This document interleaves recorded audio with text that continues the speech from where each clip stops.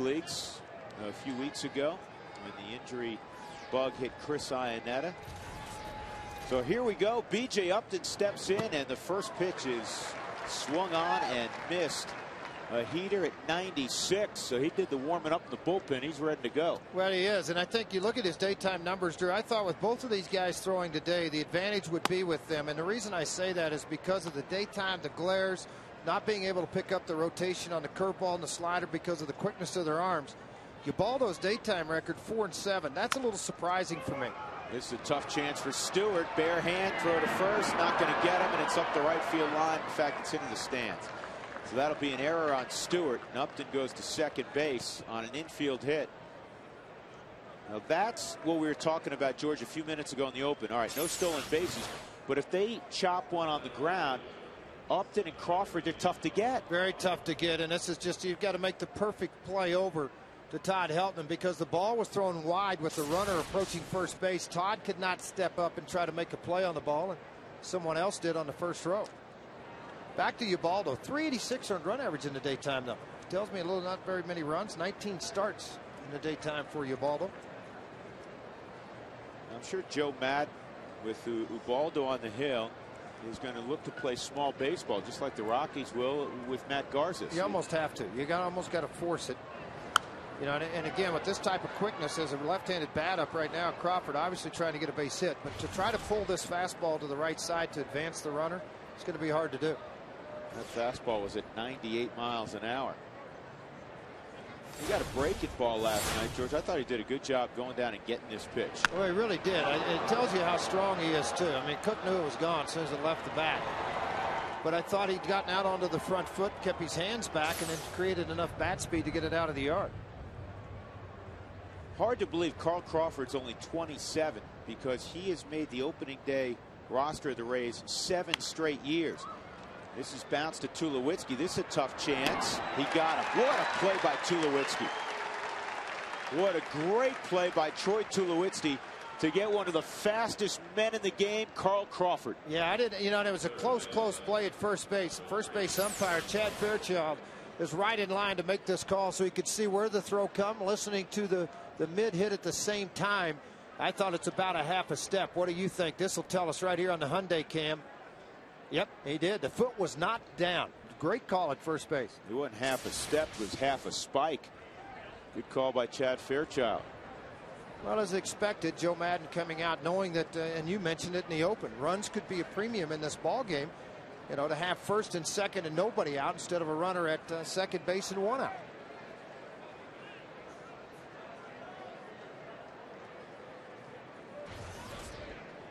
Evan Longoria with gorgeous numbers.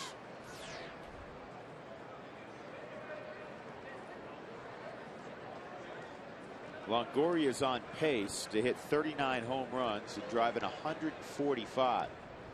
If he were to do that, he would join a very select group of players who would not yet reach their 24th birthday to put up ridiculous offensive numbers like that. Johnny Bench, Mel Ott, Joe DiMaggio, and Hal Trotsky.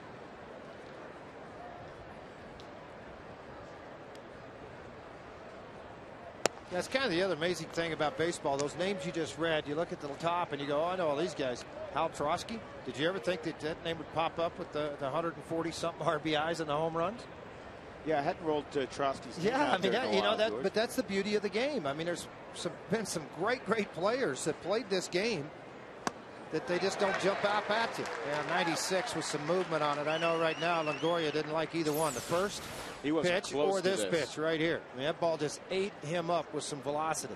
I don't think you want to hit that, George, because if he's going to have splinters in his hands if he makes contact with well, this. Yeah, he's going to be getting some new lumber. That was outstanding. And he just blew him away. 97 miles an hour. Take a seat. Well, he did exactly what Paul Phillips wanted him to do after being down in the strike zone. He rode this ball up into the zone, up above the hand area where you could try to do something with it with any kind of an authority, and the ball got by him. You can see the bat come through and the ball crossing over the plate. Cleanup hitters against Ubaldo. Again, this is an area of the game that he's done very well with. They're only hitting a .114 against him with 4 RBIs. Carlos Pena's come on. He's got an 8-game hitting streak. He has a home run in this series to the opposite field. That came on Tuesday night. Lefties have had some success this year against Ubaldo. They're hitting .293 against him. Righties just .219. 2 outs. Upton at second, and that's inside. Just think about this ball game. Well, we'll pick up on that thought in a moment. Keys to the game brought to you by Burt. George? Well, the top 2 right-handers, for me, young right-handers in the game, Garza and Ubaldo. The lower half of the order, I'm talking about guys like Gonzalez. They come up with some big base hits against Garza. Broken bat in the air to Brad Hopp. Great job of pitching. Ubaldo had to deal with the runner at second, and nobody out. No problem.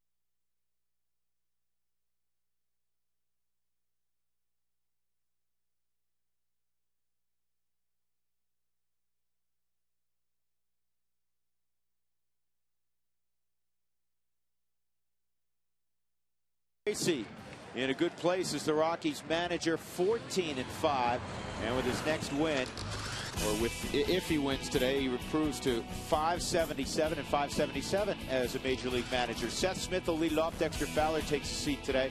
Then Barmes, he's done a marvelous job in the 2-hole. Helton, Hopp, Troy Tulowitzki, a home run and 3 RBIs last night, a 3-run home run, in fact. Then Stewart, Gonzalez, and Paul Phillips in front of Jimenez. Seth Smith pinch hit last night. You see Matt Garza on the mound and ripped a base hit. He's got an on base percentage of .423. It's why Clint Hurdle liked him on occasion in the leadoff role, and Jim Tracy not afraid to put him up there either. This guy a work account. And the first pitch of the ball game at 92 from Garza is in there for a strike.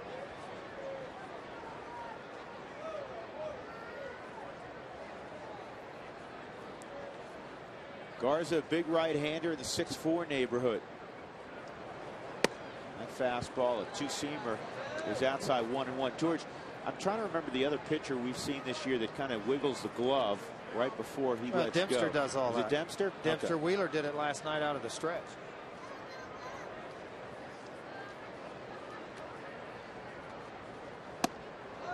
Inside, 2-1. Well, the one thing that he does do, he has a pump in his delivery. So, and what I mean by that, he has a tendency to get late out of the glove. And so what he does with his delivery, you watch, folks, as he starts this, he's going to take his sign as you watch up above. And as he makes this turn, he drops and then comes back up again. And as the knee falls, the glove falls. And it's all a timing mechanism to get his hand out of a glove. That's what we're talking about here. He takes the sign up on top, and as he starts, the glove drops up. Leg comes down, and then and everything else falls with it. The glove does, and then that allows his arm to get out and stay, what I say, on the body line. You don't see it get around behind him. Stays right on the body line, hides the ball longer. It allows him an opportunity to stay in a strike zone and stay on line a lot better to the plate.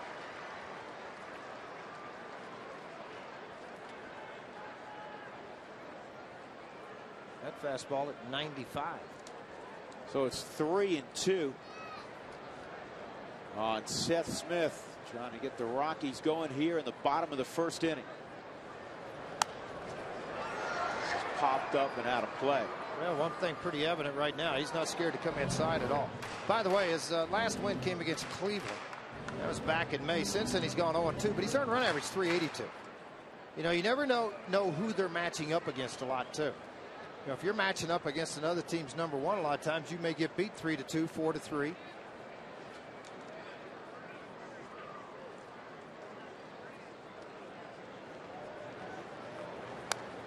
Good job by Seth Smith. High heater in the zone at 95 again. Fouled off. Garza was drafted in the first round by the Minnesota Twins a few years back out of Fresno State. Reached the big leagues very quickly.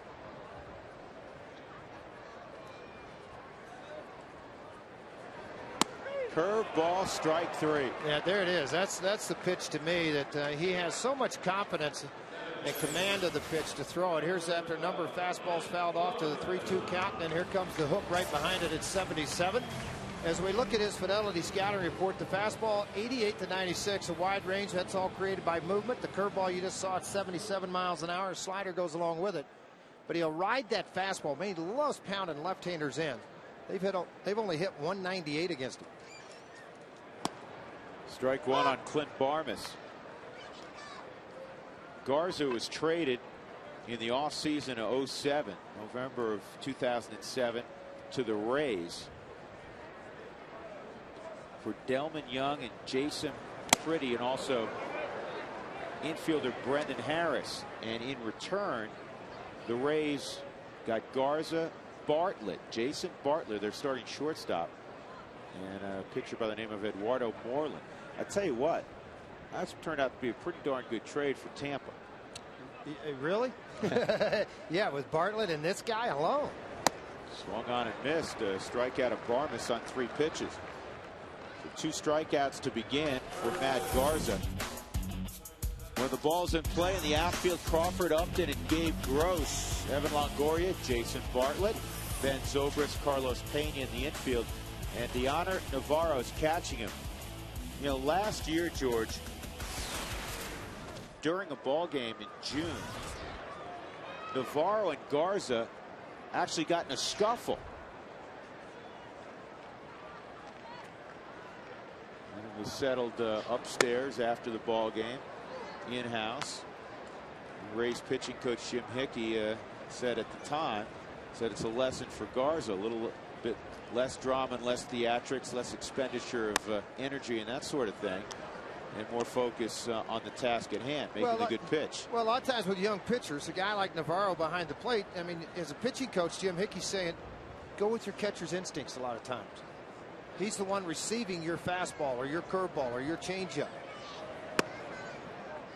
3-0 on Todd. Well, that's not the first time there's been a scuffle in the dugout between a catcher and a pitcher. Of course, you go back to Zambrano and the catcher in Chicago. Michael Barrett, the dugout. I mean, there's been many before that, and there'll be many more to come. 3-0 on Helton. And that's inside. So 2-out walk to Todd, and that'll bring up Brad Hoff. A reminder, if the Rockies score 7 runs or more in the ball game, go to Taco Bell tomorrow between 4 and 6 in the afternoon. You get 4 tacos for $1 with the purchase of a drink. So Brad comes in with a 340 average. That's 3rd best in the National League. He's among the league leaders in RBIs with 47. Leads the league in doubles with Miguel Tejada at 23. He has had, without question, an all-star first half. And hopefully Brad will be in St. Louis for the Midsummer Classic. It would be his first appearance. And if you haven't stuffed the ballot box, do it in the name of Brad Hopp. And there are other worthy candidates, but if I were to list them, Brad is #1 for the Rockies. Batting average right now, Wright's #1, then Tejada, and Brad Hopp. And I couldn't agree with you more. The year he's thrown up there, he needs that for me, I think he needs to have that pat on the back, the assurance from his peers that he'll be there. And I honestly feel that Jerry Manuel will do that.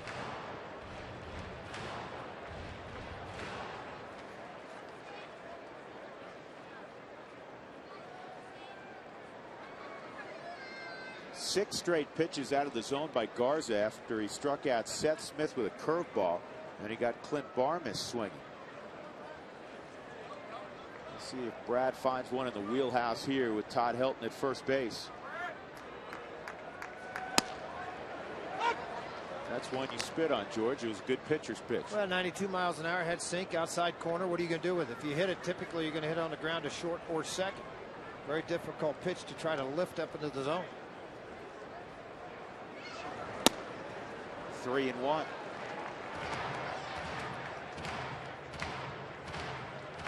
Interesting that the pitches to Todd Helton are 95, 96. The first pitch to Hop was 96. And then all of a sudden he backed off to, let's say backed off, 91 to 93. And it may have been Navarro went out and said, you don't have to throw it 180 miles an hour here. Let's work on location of strikes. Good luck with this in the sun. Zobrist goes out. He battles the sun, finds the baseball. We'll go to the second inning. No score. The Rockies entertaining the Tampa Bay Rays.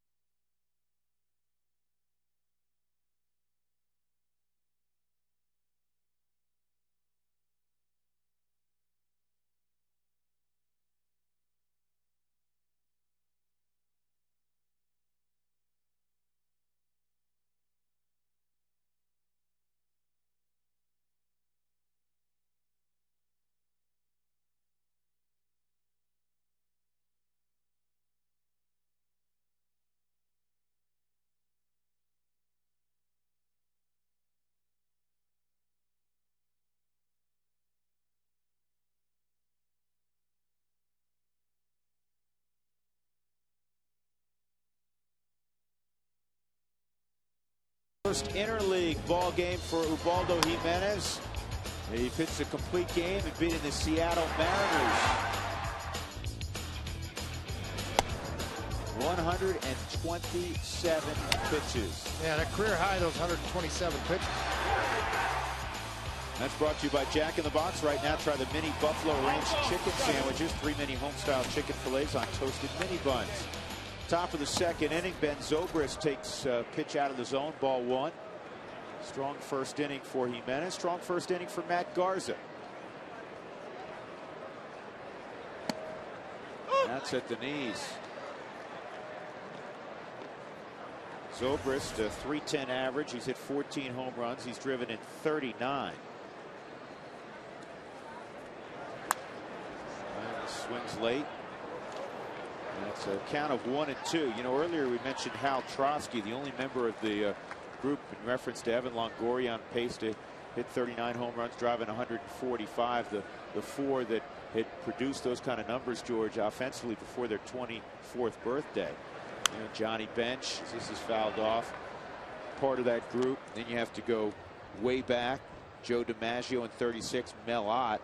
Those 3 Hall of Famers. Trotsky, not a Hall of Famer, did in 42. His career was cut short by headaches and vision issues. He played in the 30s and 40s. This is punch to short. Easy play for Tulowitzki, 1 out.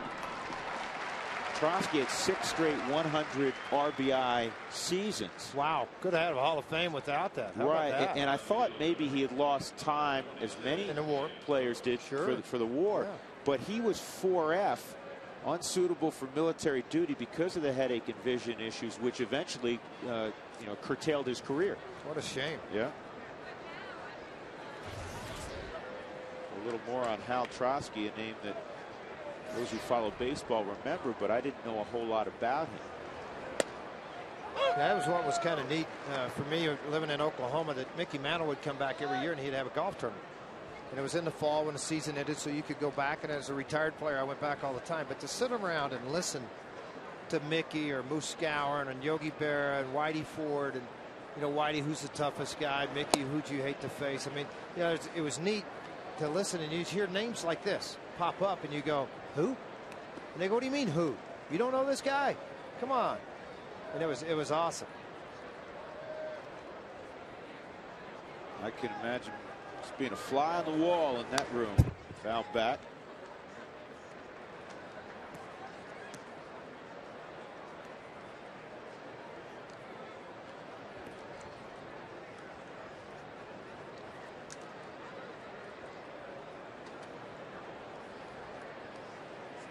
One and two on Greg Gross.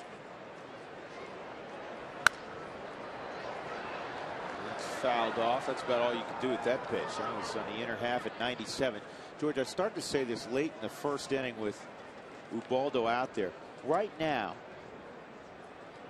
there's a term they use in baseball when you're scouting a pitcher, watching him, and say, he touched 95, but he worked at 92. That meant his average fastball that he threw that day was 92. Right now, he's working at about 96 plus. Yeah, he is. I mean, every single fastball he's thrown, this last coming in at 97. And what makes it even that much better, talk a little bit, what makes it even that much better is the command he has with it inside, outside, and up and down.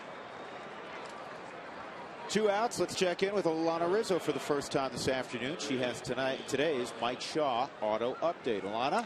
Thanks very much, Drew. A little bit about Ubaldo Jimenez. So many times this year we've all talked about Ubaldo making the next step, putting his foot down when he gets traffic on the bases or he gets himself into a jam. I talked to Bob Apodaca about his performance the last couple of weeks, and he said, you know what? The one turning point that I really saw was the outing he had in St. Louis against the Cardinals. He had gone through 7 innings, and Jim Tracy said, I want you to go out there and ask him why he thinks he should stay in the ballgame. So Bob Apodaca did just that, goes out there and asked Ubaldo, why should we keep you in and not go to the pen? He said, because I'm pitching, not throwing. And Dak said that he did it without any hesitation. He says he's making the adjustments on his own now. He's righting himself, so the visits to the mound are much fewer. He is putting his foot down. He realized it still is a proving ground, but he did see him turn the corner in that series against St. Louis, guys. Yeah, Lana, it's a great story. Bob was relating that the other day to me, and that's the answer he was looking for.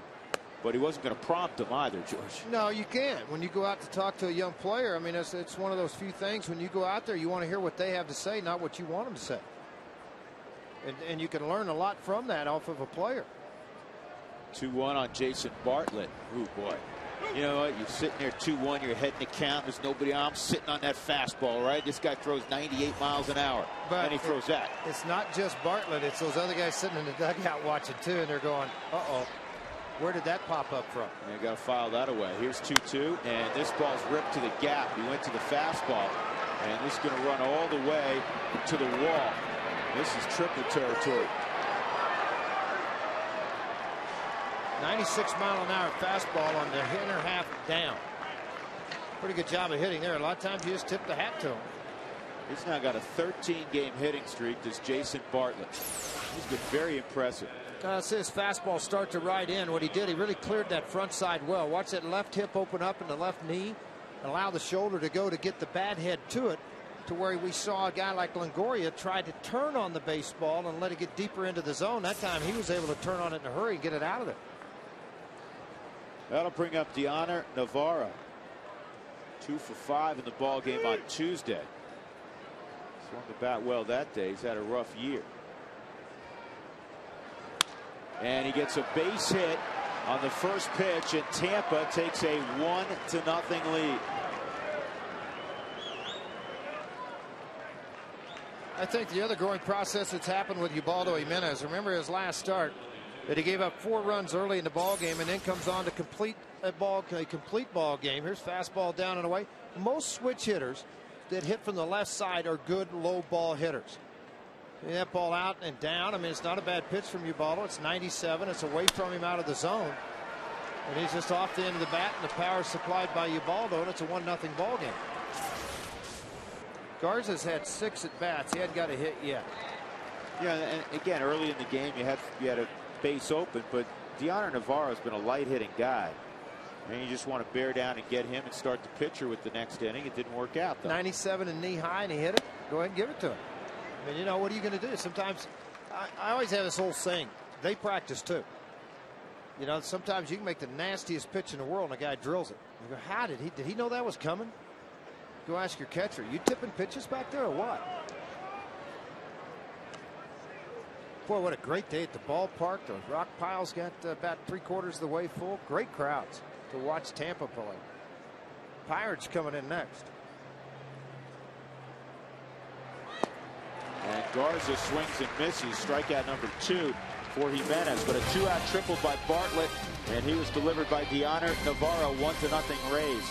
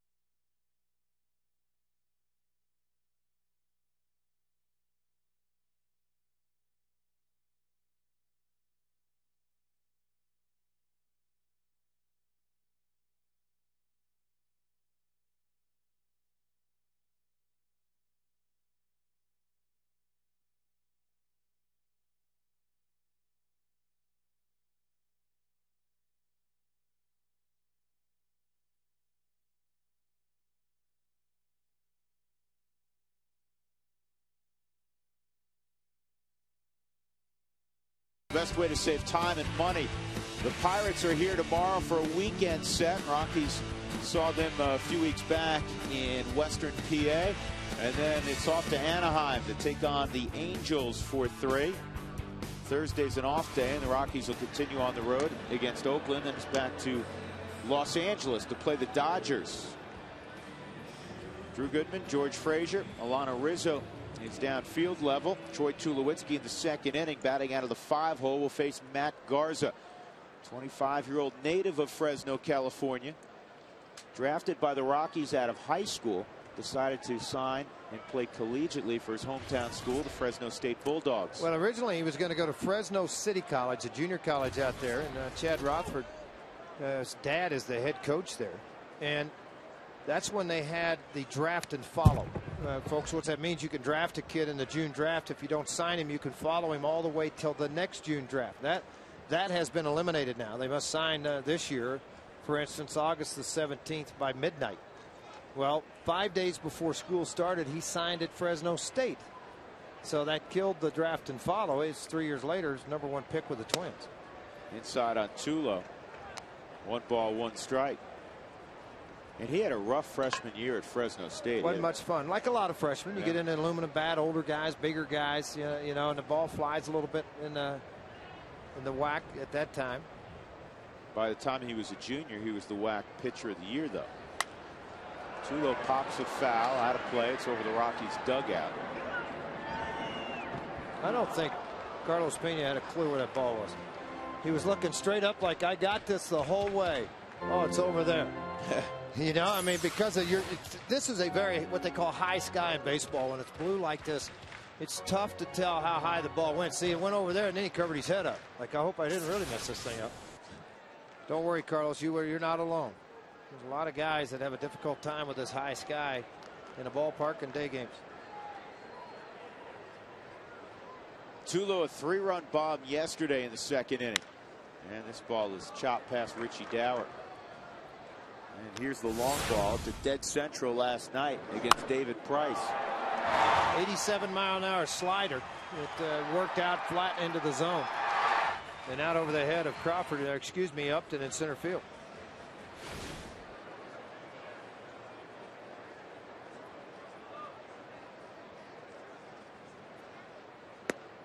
He went.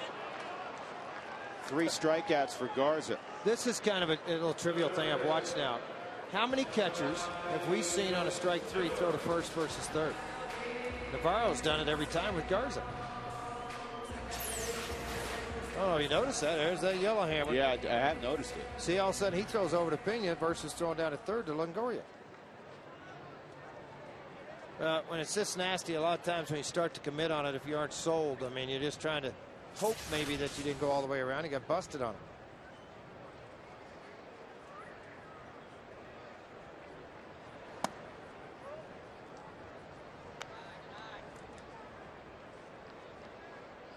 A little unusual. Ian Stewart at Coors Field, a 119 average, out on the road. 282 average, but only just 59 at bats here at Coors. More out on the road. Now he's getting regular duty, though he didn't play yesterday against a lefty. And that should start to turn around. Garrett Atkins got the start against David Price.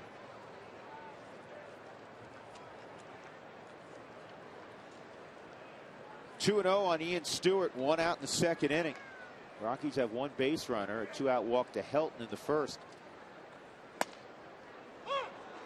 Well, don't forget about July 3rd and 4th through that. You know what that day is, don't you? It's the best fireworks show in the nation. I don't care what anybody says. There is discounted tickets. They're still available, so take advantage of these specially priced tickets and get great seats to watch the Rockies Diamondbacks action and stay for the show. Discounts up to $45 a ticket. Holy cow, 303 Rockies? Or go online to ColoradoRockies.com.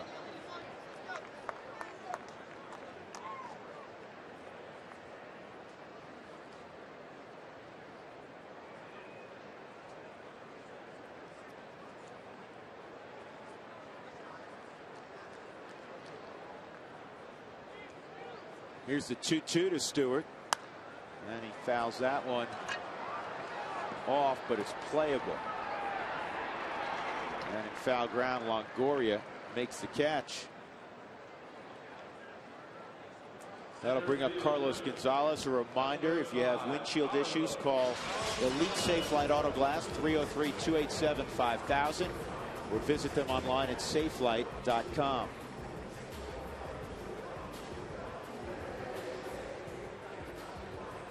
Carlos in center field today.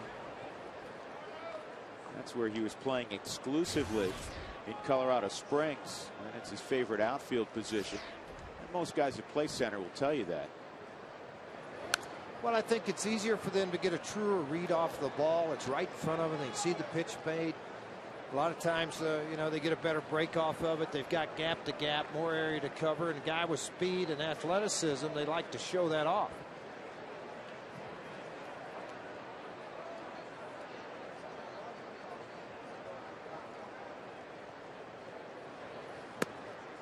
A lot of movement on that fastball, but it's way outside. 1-1. Rockies had the best mark against the American League so far in 2009. They're 6-2. The Rays have done a very good job in interleague play also at 6-2. Everybody's chasing the Angels. The Angels are 8-1 so far in interleague play. Well, obviously starting to get things going back in the right direction, getting good pitching out of Weaver. They're starting to get guys healthy again. Brian Fuentes leads the American League in saves with 17. And they are on the menu next week for the Rockies. Here's the 1-2. Swung on and missed. Gonzalez is gone. Garza has 4 strikeouts in 2 innings. Rockies looking for their first knock, down 1-0.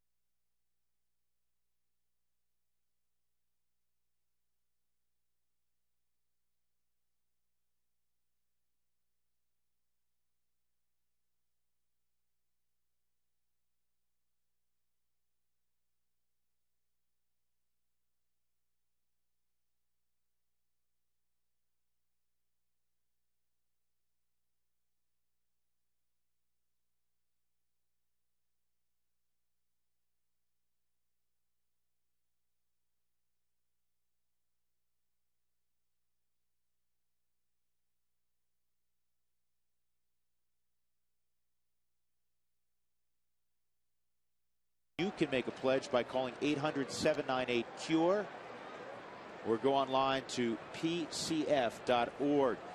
Major League Baseball does this every year leading up to Father's Day. That pitch is inside. It's 2-0 on B.J. Upton.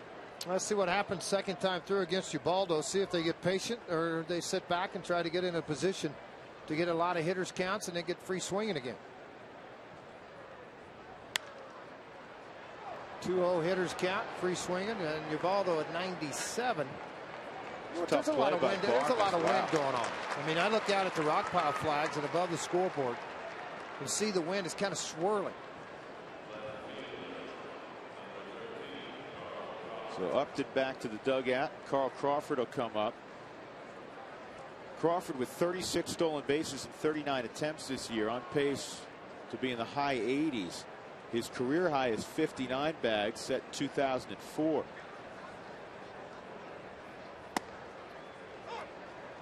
Double and a home run in this series, 2 for 10 overall. He had a bouncer deep in the hole his first time up. To Tulowitzki made a gorgeous play on to throw him out by a hair.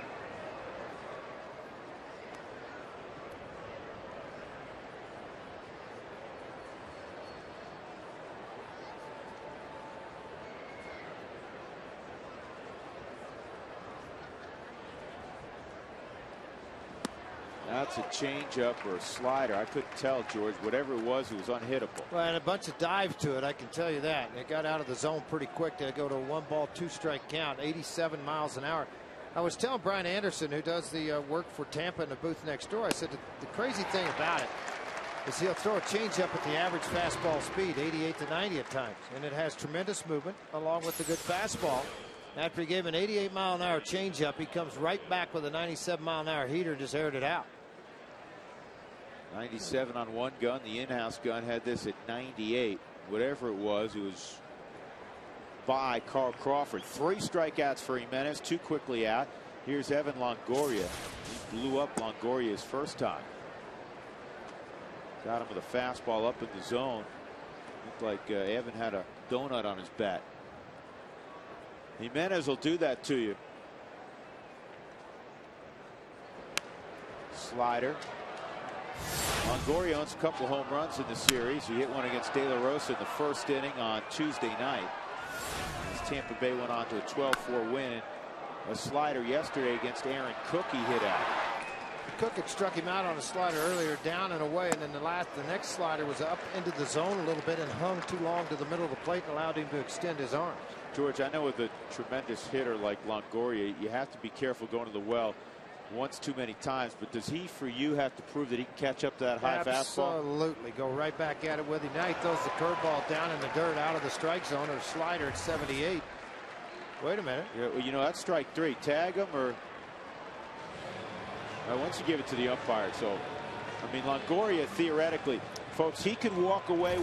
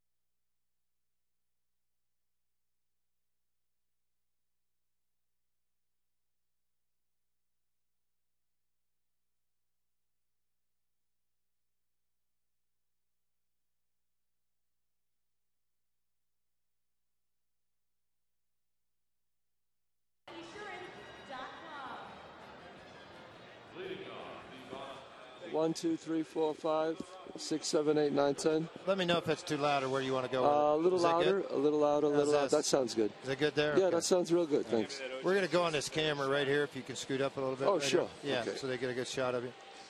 15, Drew.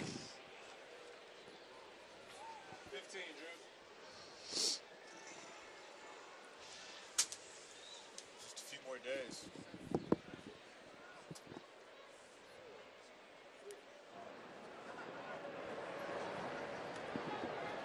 Here we go, bottom of the 3rd inning. Rockies trailing 1-0. Matt Garza pours the fastball over the outside corner to Paul Phillips.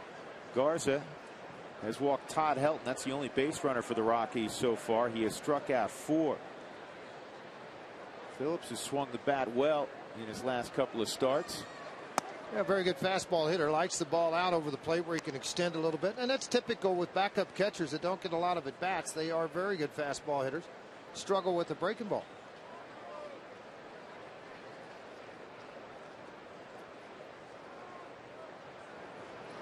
Outside 2-1. We have a special guest in the booth today, and he should be very familiar to many people that follow show business. Chaz Palminteri joins us, author of A Bronx Tale, which has a few more days of its run here in Denver. That's Chaz, right. Welcome. Thank you very much, guys. Pleasure to be here. What you guys are over at? You're at the Opera House, aren't you? At the Opera House, we're there till Sunday. That's correct. Terrific, and this has been a critically acclaimed play. I want to ask, because I have done a little reading on it. You and I shared during the break. My family roots are in the Bronx and Brooklyn, right. And you grew up in the Bronx. What prompted you to put pen to paper, if you will? Well, it was back in 1989. You know, I was an actor, and then whoa. This ball struck pretty well, but B.J. Upton is there. I was an actor, and I decided to write something. I couldn't get a really great role, so I decided to write one myself. And I thought about this killing that I saw when I was a young boy. I saw this man kill a man right in front of me, right in front of my house. And I thought it was over a parking space, but it wasn't. And I decided, you know what? It was a great story, and I decided to, when I got older, to put it down in paper. The boy looking at the father and the wise guy and taking the best of both people and becoming a man. It's a coming-of-age story. Interesting. And is it neat for you to see it performed in different cities, to see reactions in different cities? Yes, it is. It's great. You know, it's amazing. Even though It's a very East Coast story. I've done it in Texas, everywhere, all over the world, and it's people just love it. If you love the movie Bronx Tale, you'll love the show even more because it's a very visual experience. I'm the guy, because I am the little boy. I do all the characters on stage. I do the whole movie on stage. This is the piece that Robert De Niro saw, and then that's how we made the movie. Did you, when you wrote it, did you have in your mind, and there's some great actors with New York roots, that you had to be running through your mind, Chaz, that this would be the ideal actor to play this role if you can get it through all the red tape that is Hollywood? Well, I knew I wanted to play Sonny. After that, all bets were off. I didn't care, you know. But then when Robert De Niro saw it and said, look, I'll play Lorenzo, you play Sonny, I know you want to, and you write the screenplay, let's go partners. And that's how it happened. Fascinating. It was pretty incredible. Amazing, huh? That's neat. Well, it was pretty incredible because, you know, it was like Rocky. They offered me $1 million to turn it, to walk away, and I refused to do it. And then Bob walked into the theater. This ball's punched to right, and it's going to drop. So the first hit off Matt Garza, wouldn't you know it, comes from Ubaldo Jimenez, who typically is more of a light-hitting pitcher. On a 96-mile-an-hour fastball, a little bit up into the strike zone. Garza probably second-guessing himself that he didn't throw another slider when he had a couple of strikes on him. And Ubaldo, with the typical pitcher bail swing, and is having to time it, dumped it out into right field. He's turned himself into a decent hitter. When he first came up, he had a lot of difficulty, but the average was at 286. Prior to that at bat with a couple of RBIs. Well, when you have a lot of ABs, your average jumps up considerably after a knock. He's now at 318. How do you like that? One out. Seth Smith will get his second look at Matt Garza. Chaz Palminteri continues on with us. Author of A Bronx Tale. He's seen it on the big screen and now tours not only around the country. Are you touring around internationally with the show? Yes, we will be. We'll be going to Australia, and then we talked about going to Dubai. But first we're going, this is my last city, then I go to Atlantic City and Harrah's Hotel for 6 weeks starting July 1st, and then I take a week off, and then I'm at the Venetian in Las Vegas, October 6th. You're working. Yeah. Well, I'd like to do theater. I'm going to be doing another film soon, so I like to go back and forth. Now, I shouldn't assume this, but I'm going to cheat because we chatted a little bit. My father grew up going to the Polo Grounds, even though he grew up in the shadows of Yankee Stadium. He hated the Yankees. And, you know, in Bronx, you either love them or you hate them. Exactly. You grew up a Yankee fan, though, didn't you? Die-hard Yankee fan. I bleed pinstripes. I still do. Do you get out to the park much? I go a lot. I go to maybe 20 games a year. Beautiful. Yeah, maybe 20. You remember Frazier? No. You know what? I'm sorry, but I don't. I was there with Goose. I was there with Goose and Nettles and all that bunch in 81, 2, and 83. Those about the time you were probably in L.A. No, I was still in New York at the time. I went to a few games back then. Were you a first baseman? No, pitcher. Pitcher. You're close, though. Just about 80 feet away. You know, I'm sorry, George, but well, don't apologize at all. I was a middle reliever there in 81, 82, and 83, and a couple of good seasons, and then 82 was a horrible year. Yeah, those were some bad years. But the Bronx, right now, it's a new ballpark. Have you been out to the new one? No, I haven't. I've been on the road. I haven't been there yet. But Steinbrenner keeps calling me, Hal Steinbrenner, and invites me to come see and I would love to come. But as soon as I get back home, I will be at the games. Clint Barmas with 2 outs steps up. Barmas hits it in the air down the right field line. This is playable for Greg Grossman. Wind took that. Wind, and I don't think he got a very good read on the baseball because he kind of soft jogged halfway over, and I don't know if he thought the ball was going to get up into the seats. And then finally decided he was going to have a play on the baseball, but as he goes over at it, he kind of turns on the afterburners to get over there, and it bit the red cinder. What's your neighborhood like in the Bronx now?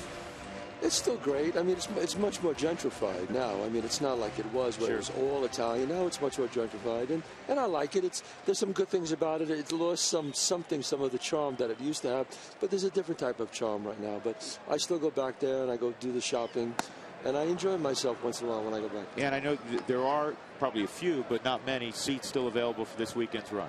That's right.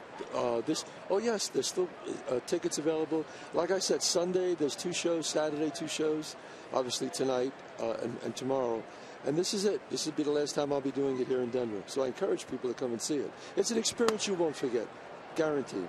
Hey, very quickly, while we have you, Bobby De Niro was one of the, I think I throw my own 2 cents in here. We throw around the term movie star in a frivolous manner, I think, in this era. To me, though, just like Paul Newman, who just recently passed, huge movie star. Bobby De Niro's a huge movie star. What was it like to work with him? It was a great time. I mean, I became very good friends with Bob. We did 4 movies together. He's a great artist. He's a man who's on a mission. He wants everything to be perfect, everything to be right. And you can only get better from working with someone like that. That's how he really is. Barmas keeps it alive. 2 balls, 2 strikes. Rockies trailing 1-0. Chaz Palminteri, wonderful actor and writer, is our guest upstairs. In town for a few more days. Do you like our fair city? It's a great city. This is a great city. Traffic, there's not a lot of traffic. The restaurants are great. Great sports town. You know what I'm amazed by? Your dimensions here are really big, and still the ball seems to carry here. It's just an amazing thing. Whoa. Like that. Carry out of the ballpark. What did I say? Chaz Palminteri called it. Yeah. You can stay as long as you want. I'm telling you. On cue, as they would say in your business. Is that on cue? Or that was on cue. You did not miss your line. I'm telling you, I always had good timing. Yeah, I like that. I always had the best timing. The best time you're going to have is the next 6 innings when we put about 12 on the board. Oh, that was great. Yeah, how about this? Breaking ball that kind of backed up into the zone. You mentioned the ball flight here. Of course, we're at altitude. They've put the humidor in to try to restrict some of the flight, keep the balls natural. But when you hang breaking balls like this, they seem to carry out of the ballpark at a pretty good pace. Clint Barmas with his 7th home run of the season and his 34th RBI. You know, it's interesting, and George knows this, Chaz. You follow baseball. You know this. The book in the past on Clint Barmas is, you know what, you get ahead. If you spin it to him, throw a breaking pitch, a slider away, you're typically going to get a swing and miss. He's been getting a lot of hits, he was telling me earlier today, because just on that they go to the breaking pitch and he's staying back better, and he's been able to drive the ball. Well, one of the other things, too, Chaz, at this ballpark, when you're at altitude. High and deep, take a good look. You won't see it for long. You ain't going anywhere now, pal. No.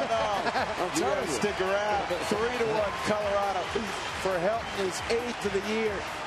He is a great hitter. That's a great hitter. He's a great hitter. You know, I used to say if anybody could him and Irishow could hit 400, I always said, if it was right. If something, Irishow more because he's a little speeder. He can get infield hits. But he's a great hitter, this guy. You do follow baseball. You're absolutely right. Yeah, he's You're a great absolutely hitter. right. Tremendous hitter, and Ichiro he was just here. He's phenomenal, and he has the speed going for him. He has the speed going for him. Yeah, fastball up into the zone. Helton, very good high ball hitter. And able to turn on this thing, send it up into the seats. Well, you're 2 for 2. Let's see if you're 3 for 3. We got another power hitter at the plate again, and Brad Hopp.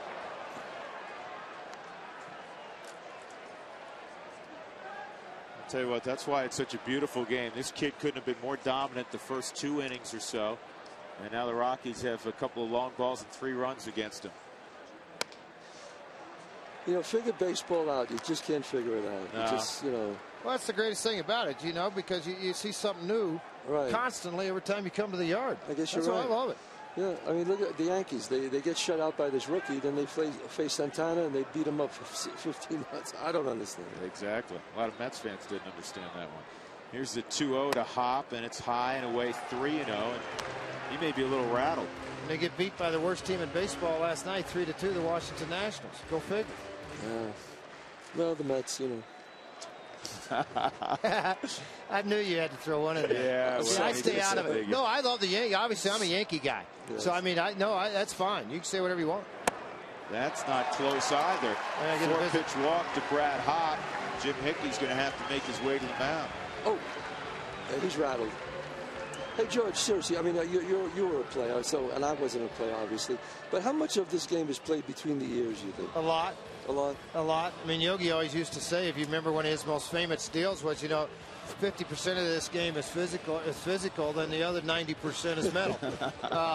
And there's a lot in that. And the belief, it's like you taking the stage. If you believe in a part, or if you're in a movie and you believe in that part and you live that part, obviously it comes out wonderfully. Right. Well, if you believe that you've got a nasty slider and a good sinker and you take the mound with that attitude, or you're a great hitter, then you're obviously the confidence level that you have playing the game. You have to have tremendous confidence to play at this level. Absolutely. Oh, my God, yes. People don't realize it's the only sport where you could fail, you know, 2 out of 10 times instead 3 out of 10. If you do 3 out of 10 times, you're in the Hall of Fame. Yeah, absolutely. I mean, it's amazing. If you shoot 3 out of 10 baskets, you stink. So it's an incredible sport. Did you enjoy playing roles as the heavy? Oh yeah, I love playing the heavy. Yeah. The heavy's always the better part. Because the lead, the lead role is always passive. Everything happens to him. People don't realize that. Yeah. I like to be the guy that makes things happen to the lead guy. So that's why the supporting actor category is always harder than the leading actor. Much harder. Interesting. What's been your favorite role through your career? Do you have one? Well, obviously Bronx Tale would be one. Bullets Over Broadway, which I got nominated for Academy Award. I think that one. Analyze This was a great role to play with De Niro. I think that one. Yeah. Usual Suspects. Usual Suspects was a great film. So I got a bunch of movies that I'm very proud of. You ought to be. Look at this. Blow wind. Yeah, Crawford's going to settle under it. In the inning, the Rockies go back-to-back. Clint Barmes, as Chaz Palminteri called it, goes deep. Todd Helton right behind him, 3-1. It's been a pleasure to meet you. Best of luck with the Bronx Tale as it's continued.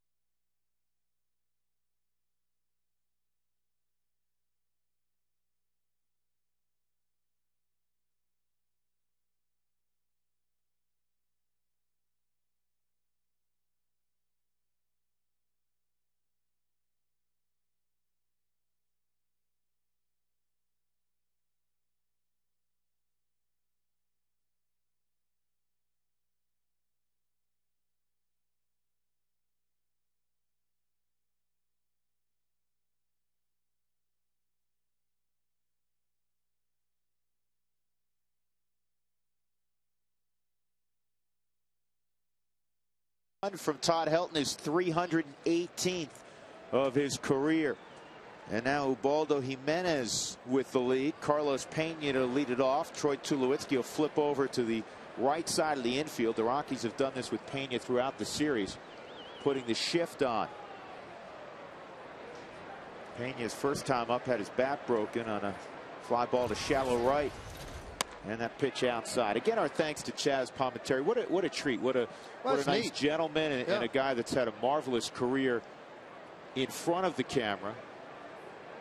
And also with the screenplay of Bronx Tale. And it's playing here in Denver for a few more days on stage. This is in the air to Seth Smith in left. He started back, now come in. 1 out. Well, a lot of guys have big swings at the plate as an outfielder. You see that big swing, and then on a high fly ball, a lot of times your first step is back to get a true read on the baseball. You know what I find really neat about that, because obviously, and I know nothing about his finances, but he's been in some huge movies, great roles, made a lot of money. That the love he has for the stage, to travel around and do what he truly, a story he wrote, but to go out and do it 6, 7 nights, 2 shows Saturday. I mean, it's one thing to come in as a star and do a show one night, but to do 2 Saturday, 2 Sunday, 1 tonight. I mean, it really exemplifies the love he has for the stage and the love of the story that he wants to have told by himself. I probably never told this on the air, but George, because we spent so much time together, you know this, that both my parents, not nearly to the level that he reached, were actors. My dad continues to act here in the region, and he was in live television stuff back in the 50s and the 60s. And like most actors, much prefer the stage. This ball to right center field. Hop and Gonzalez in the neighborhood, and it's going to be Brad Hop. But I do believe a lot of actors prefer being on stage. Immediate reaction from the audience. I think that's the key. They're right there in front of you. I think that's the big key for it. 2 outs. Greg Gross coming up. Let's take a look at our fun fact from Excel Energy. Disney's Wide World of Sports, where the Devil Rays played 3 games in 07. They're now the Rays officially. Was the smallest park used for a major league game since the A's opened the '96 season with 6 games at Cashman Field in Vegas. 9,500 versus 9,600. Back then, I don't think they could sell out Disney's little ballpark. When it comes to your water heater, 120 is the magic number. Overheating your water beyond 120 can be wasteful and unsafe. Learn more energy facts at responsiblebynature.com. Well, that was at the time, too, when Oakland was looking for a new home. Vegas was trying to push buttons to get the Oakland A's to come out. Gabe Gross popped to short. His first time up. 2-0 on Gross, former Milwaukee Brewer. Inside 3-0. Yeah, part of the reason they had to go to Vegas, too, they were building the big football area. They called it Mount Davis out in the Oakland area. To put that in so the stadium wasn't or did not have the ability to play baseball at the time. I'm not big on that ballpark for baseball. I'm not big on it for football. The Oakland Alameda Coliseum. See, as a player, that was one of my. That was one of my pitcher's park, right? Well, not. I mean, you know what? It was the atmosphere. Of course, I went there in the '80s when they were really, really good. You know, when they had great players, Connie Lansford, you know, Ricky Henderson. They had all the great pitchers, McCaddy, Lansford. But you know, the thing I liked about it was the atmosphere. Before a game, they used to play a song. You know, remember the song Celebration? Yeah, sure. They would play that song and introduce each player, and he'd jog out to his position, and the crowd would go nuts. There'd be 45,000 in this place, and it was rocking. And it was just fun to go there to play because they were very, very good. I'm taking that weekend off, George, but I want you to report back. Tell me if it's tell me if it's the same atmosphere. You know what? I'm not sure it's going to be. 20-something years later. Jason Bartlett ripped a triple and scored the only run for Tampa Bay in the 2nd inning. He's up with 2 outs and Greg Gross at first. I keep calling him Greg. It's Gabe and that's Gross. Okay. Greg played. Greg retired. He's done. But that's okay. He was a great pinch hitter. I'm resurrecting him. Well, yeah. Why not? I mean, I'm in on it. If you want to do it, I'll do it with you. That's fine. Greg Gross gets his lead at first. We aren't going to see Gabe after the game. Gabe, we apologize. I apologize. George is calling the right name. I'll throw you under the bus also. Well, that's fine. I called him Greg. That's okay.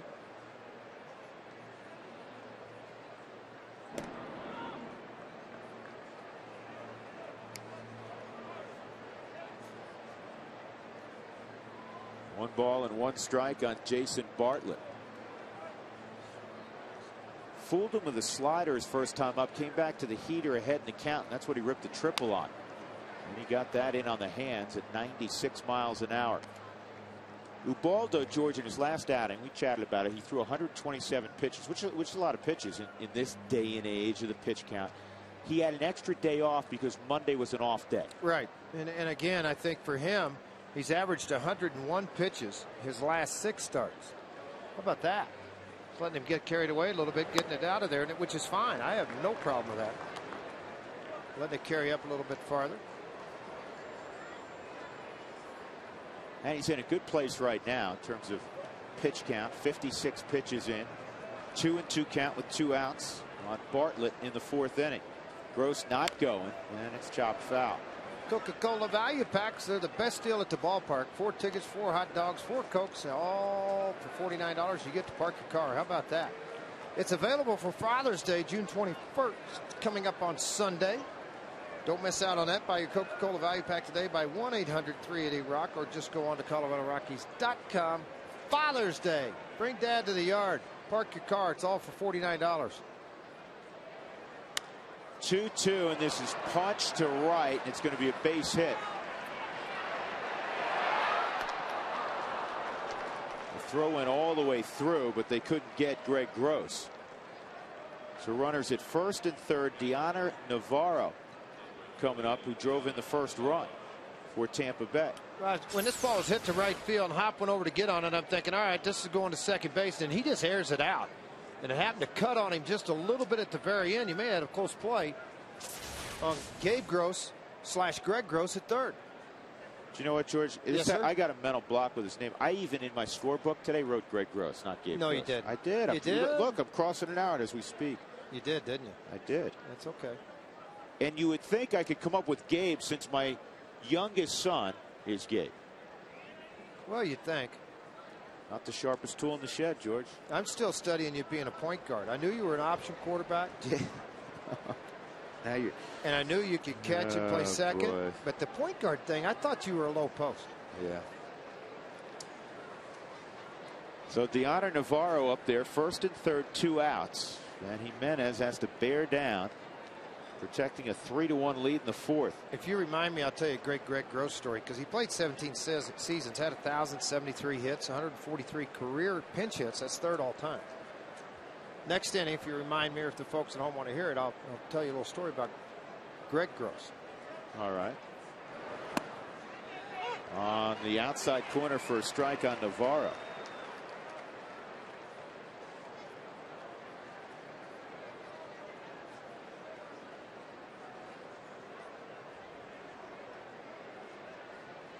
He's hitting well above 400 this year in interleague play, despite the fact that his overall average coming into the game today at 211.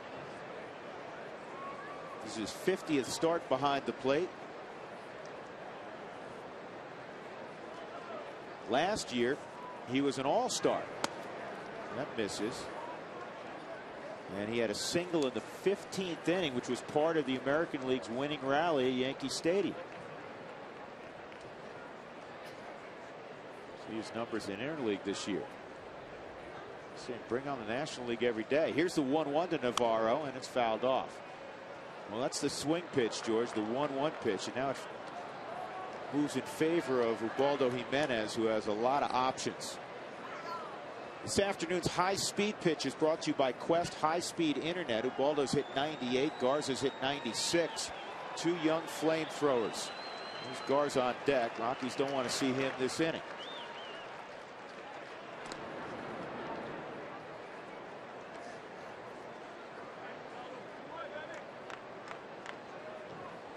Bartlett at first can run. He's got 14 bags this year.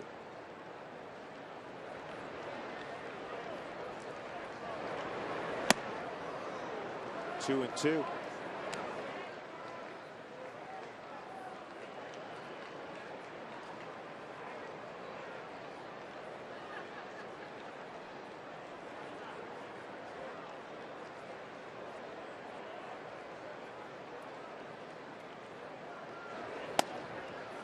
And now he's run it full.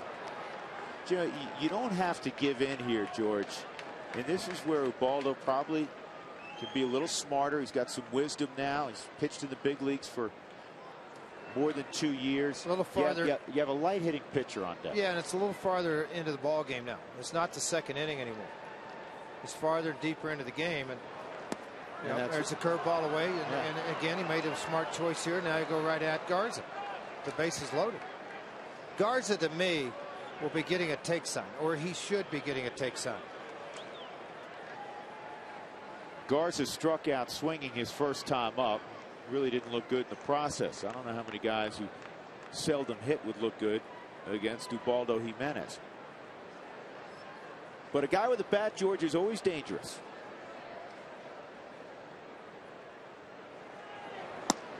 He swung late. 0-1. And I wouldn't. You're a big one on this. Don't slow the bat down. No, gosh, no. When you got guys shows you 97-mile-an-hour heater and you can't touch it, you know, go right at it again. I mean, you just attack that sucker. Yeah, see that? And again, you back it off, and if you hang something like that and you get a guy to bail and get off the end of the bat and all of a sudden dump a ball out there. I mean, that slider's at 83. If it's nasty and where you want it, fine. But man, you know, just one man's opinion, but I'd love to see him tackle just like that.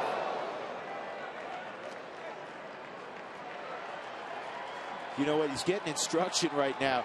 B.J. Upton, because he knows it's going to be tough to get after Jimenez. Base loaded. B.J. Upton just said something to Garza. And you say, hey, take it easy. You know, he said you probably got too big with your swing. No, he probably said start it about right now. 2-2. You might want to get a little quicker with the swing. Yeah, and you know, here's the other thing about it. You've got to wait till you get a strike called on you in this situation, particularly American League pitcher. I don't care how good you were in high school or college. You got to take that time out. And now all of a sudden it counts even at 2-2. We'll just air this thing out and put it in a position where he can't handle it. He made a pitch, and he strikes out Garza with the bases loaded. Strikeout number 5, 3-1 Colorado, middle of 4.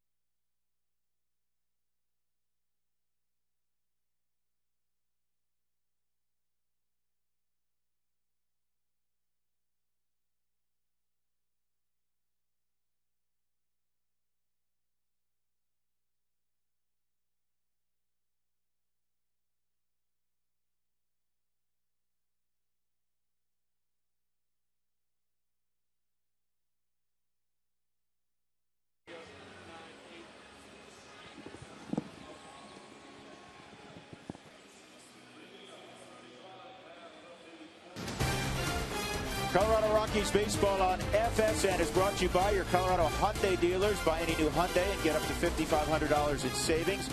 America's best warranty and Hyundai Assurance Plus. By Geico, 15 minutes could save you 15% or more on car insurance. Visit us at geico.com or call 1-800-947-AUTO. By Dex, take the sport out of finding local information with Dex and print online at dexknows.com. And by Burt Subaru, lease a new 09 Impreza for only $179 a month. Ian Stewart to lead it off. The Rockies up 3-1. Fastball from Matt Garza. He's in there for a strike. Stewart fouled out down the third base line in the second inning. Rockies got 3 last inning. 2-run home run with 2 outs by Clint Barmas, followed up by a solo home run from Todd Helton. And this ball is hit off the end of the bat to right field, fairly deep, but gathered in by Gabe Gross. 1 out. Carlos Gonzalez coming up. And again, we check in with Alana Rizzo with this afternoon's great Colorado payback sideline report. Alana? Thanks very much, Drew. A quick note about Tampa Bay's first baseman Carlos Pena. He and his family grew up in the Dominican Republic.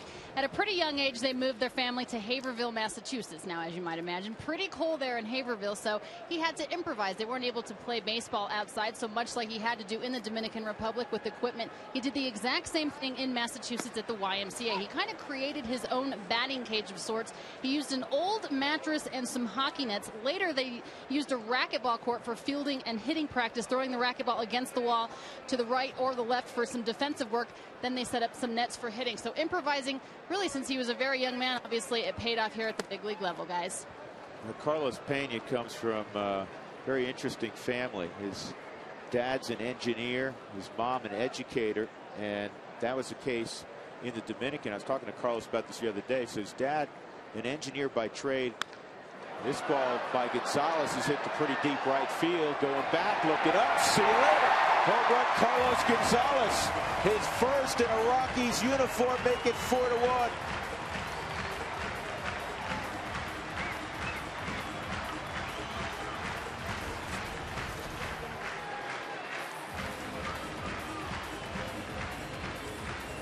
good to see, George. Oh, is it ever? It's wonderful to see. On a fastball, trying to sink down and away from it. Look at the back speed come through on this thing to where that pitch is. See how this thing's diving away from everything, folks? And then for him to hook this thing up into the seats right field, man. Well, that's the strength everyone's talked about with Gonzalez when he swung the bat. Well, Paul Phillips trying to cross up the defense. He noticed that Longoria was well behind the bag, not figuring that a catcher would bunt. Tried to lay it down. Well, congrats to Carlos Gonzalez. Hopefully the first of many Rockies home runs.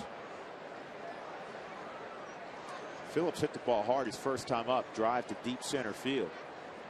Here's the 0-1. And this is Luke to shallow center field. This one is going to drop. Payback for Paul Phillips. You hit one on the screws, you got nothing to show for it. You get jammed, and you're at first base with a single. That'll set up a sacrifice situation for Ubaldo Jimenez. The Rockies have hit 3 home runs in the ball game. $51,000 has been raised for prostate cancer research. To make a donation, you can call 800-798-CURE or go online to pcf.org. That is the 5th career home run for Gonzalez. Hit 4 in an Oakland uniform last year.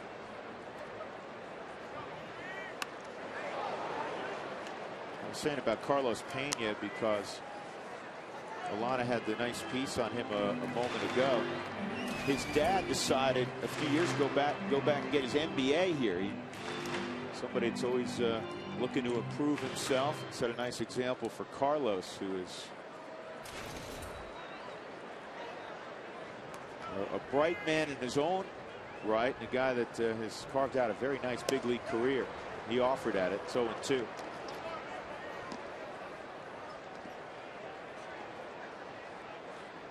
Garza's pitch count for age at 73 here, with 1 out in the 4th. Yeah, and again, it may be one of those situations that Joe Madden has to go to his bullpen. That more than anything, get him out of the game. The damage being done, the long balls being hit.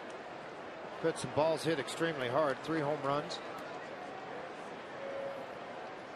Ubaldo chops it towards short, and that's what you didn't want to have happen. It's going to turn into a double play. 6-3 on the turn, but the Rockies get another run on Carlos Gonzalez's home run over the auxiliary scoreboard in right.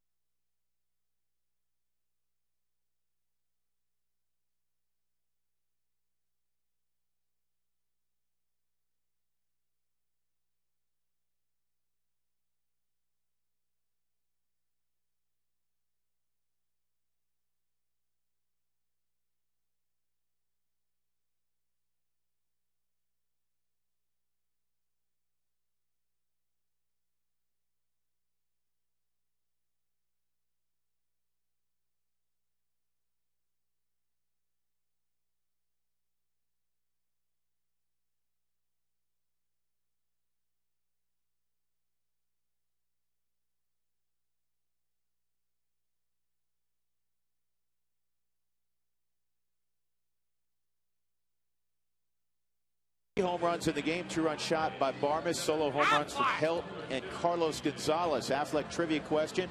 Major League Baseball has added 14 franchises since it began expansion in 1961. Which 3 have not made it to the World Series? Very good question. B.J. Upton for Joe Madden will lead things off in the 5th inning. Then Carl Crawford and Evan Longoria.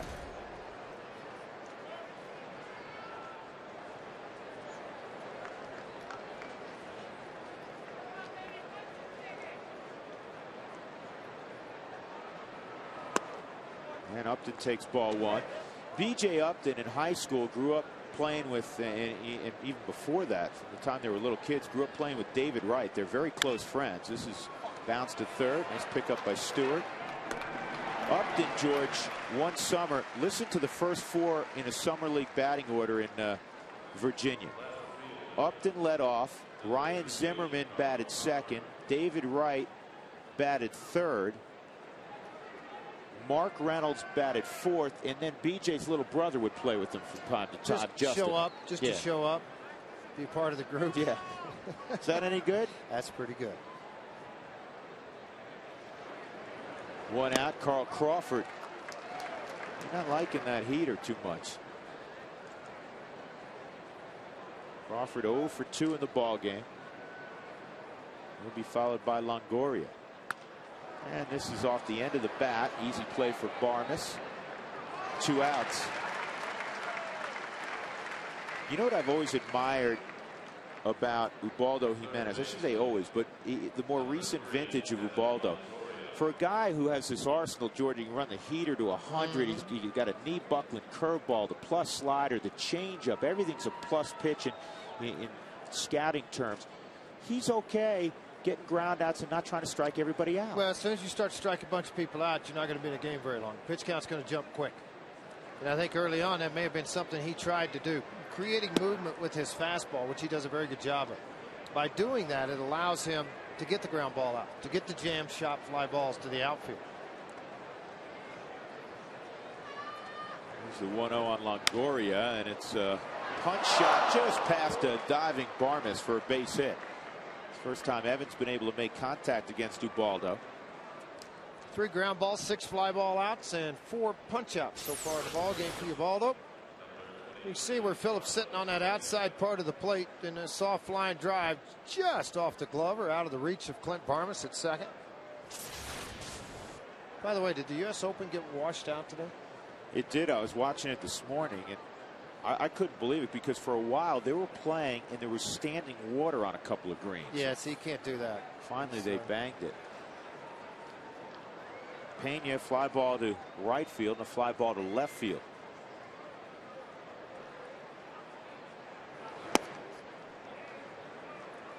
It would have been nice. Barmes came up with that diving grab. Would have gotten Jimenez to the dugout in less than 10 pitches in the inning. Well, and that's the fear factor you have in the 5th. You're at 76 right now. That if that one little blue pick could extend a bunch of foul balls and a bunch of other, all of a sudden the pitch count might end at 83, 84 when the inning's over with.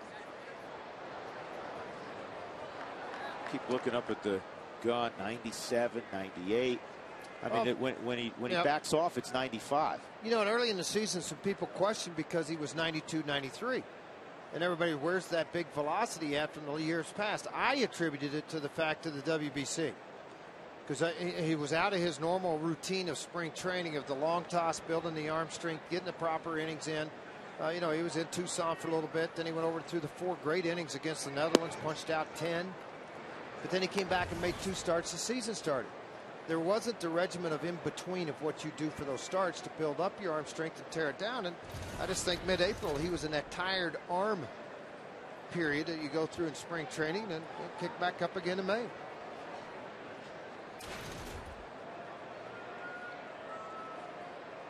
Pena now calls time as Jimenez had slowed his work pace down.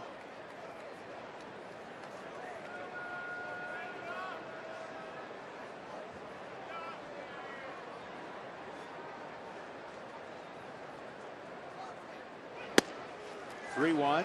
Phillips. Oh! Very close at first as he tried to get Evan Longoria. I like guys that take gambles. You know, fire this ball down. His pitcher's got a 3-run lead. Big jump lead over there. And then from his knees, a snap throw down. Helton very alertly watching right here, knowing that he's coming. Steps up in front and tries to get that sweet tag to get Longoria.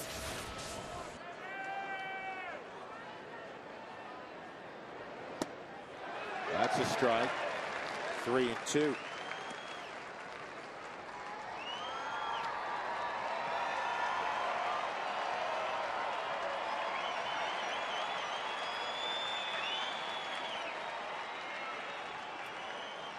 Make a pitch right here.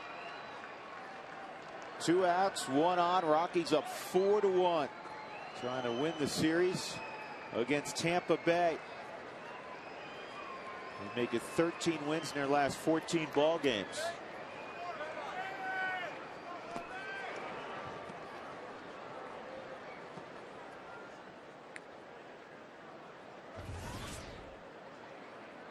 Looking at Ubaldo's pitch count, you can see it on the board. 50 strikes, 30 balls, 80 total on the day for Ubaldo.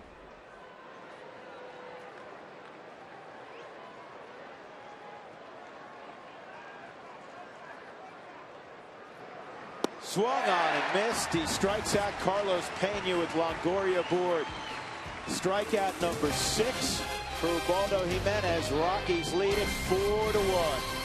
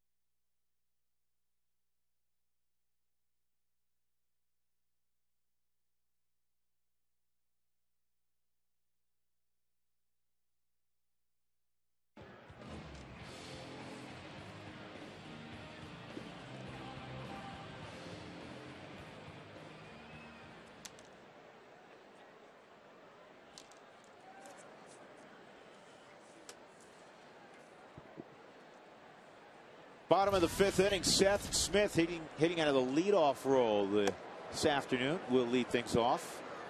He's 0 for 2, a couple of punch outs against Matt Garza. The Rockies leading 4-1.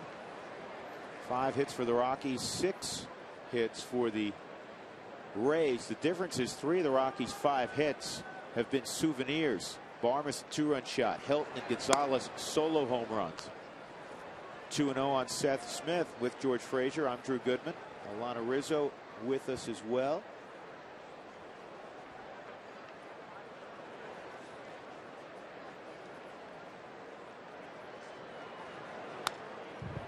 Pirates in tomorrow.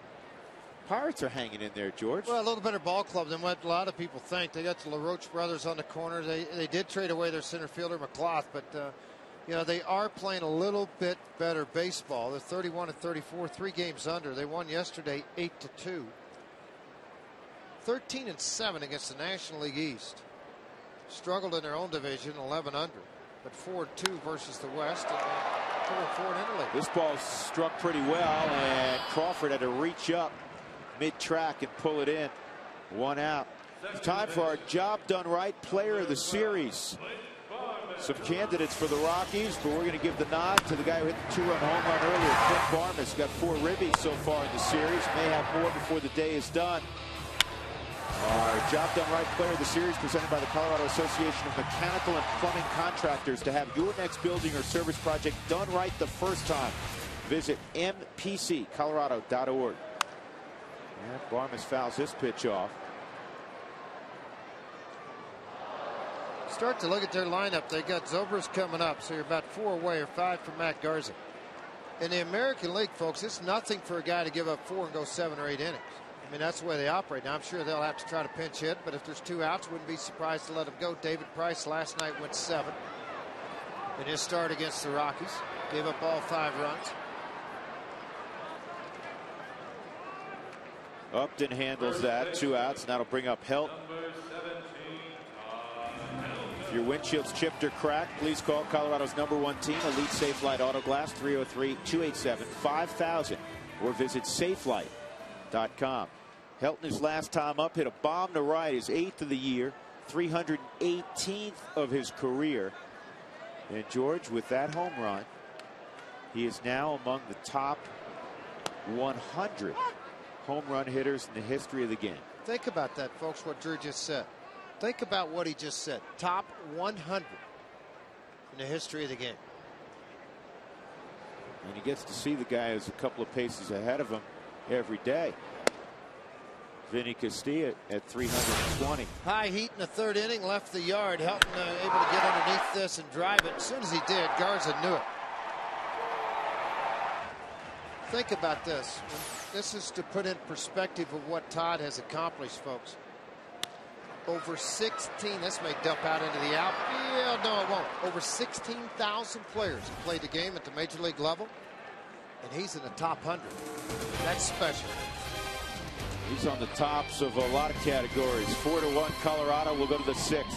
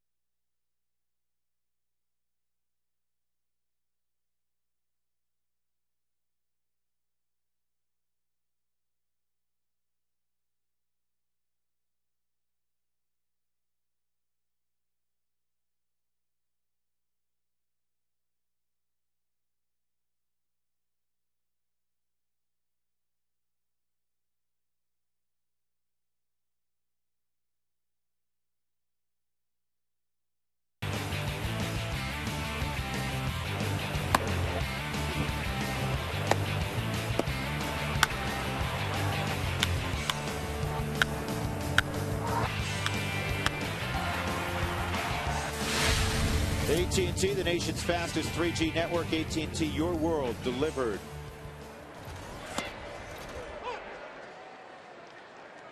One ball, one strike. Ubaldo Jimenez works to Ben Zobrist here in the top of the 6th. Zobrist, a ground ball to short and a fly ball to right field.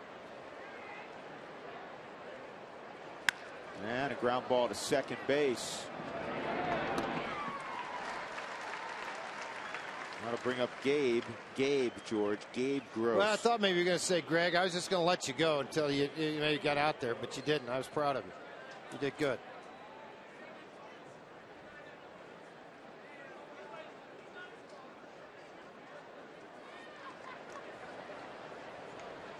Gross a single his last time up. He's 1 for 2.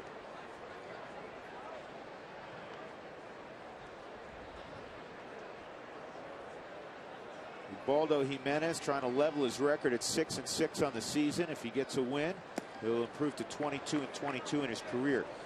I'm going to go out on a limb, George, and say that when Ubaldo's career is complete, and hopefully it's about 15 years from now, he's going to be way above 500. Well, I would think so. With his type of stuff, it should be. There's no question about that. You know, I think what's really neat, one thing that's really neat is his dad's at every start, living here watching it. Beautiful, beautiful lady that comes and watches the ball games with Ubaldo. And I just say it's really neat that he's able to share this time, with his father at the major league level and let him see all these starts. I don't think he probably plays a lot of catch with Ubaldo in the offseason. A little bit harder than what you're used to seeing. 3-0 on Gross.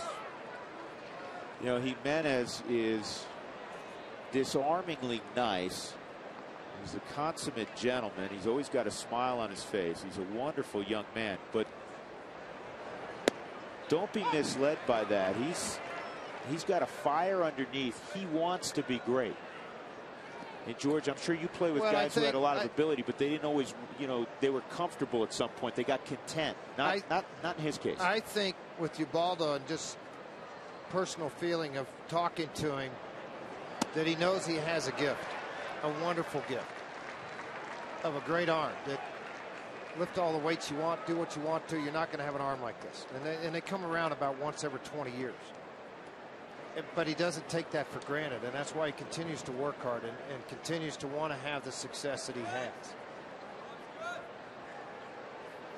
Here's the 3-2 on Gross, and it's fouled off.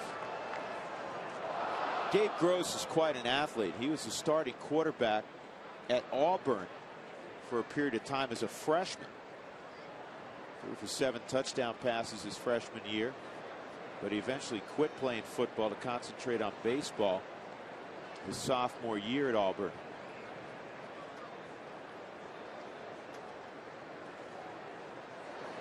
That's a changeup inside and misses. Second walk of the ball game. That'll bring up Jason Bartlett. Let's take a look at the Affleck trivia question again. Major League Baseball has added 14 franchises since it began expansion in '61. 3 have not made it to the World Series. Well, Montreal/Washington hasn't made it. Seattle hasn't made it. Texas hasn't made it. The year Montreal may have made it was '94. But the season and the series were lost to the strike. They were 30 games over 500, George, when that season ended prematurely. Yeah. They had Larry Walker then. Of course, next year he signs with the Rockies. Was Randy Johnson there in '94, '95? I think he was. I don't think he got traded till later on. No, I think he was gone by then. Dougie's going to look up all the guys on that team. He was gone in '93. He was ridiculously talented. Baldo's got to regroup. 2-0. Pitch count at 93. It's not overly warm. It's I would think a perfect day, George, isn't it, to pitch? It's a great day to pitch. I mean, I will say this: there's a little breeze. That's what makes it a little bit better. And you're leading 4-1, so that makes it a lot better too. That bumps helps you up a little bit. 3 out of the yard. Yeah.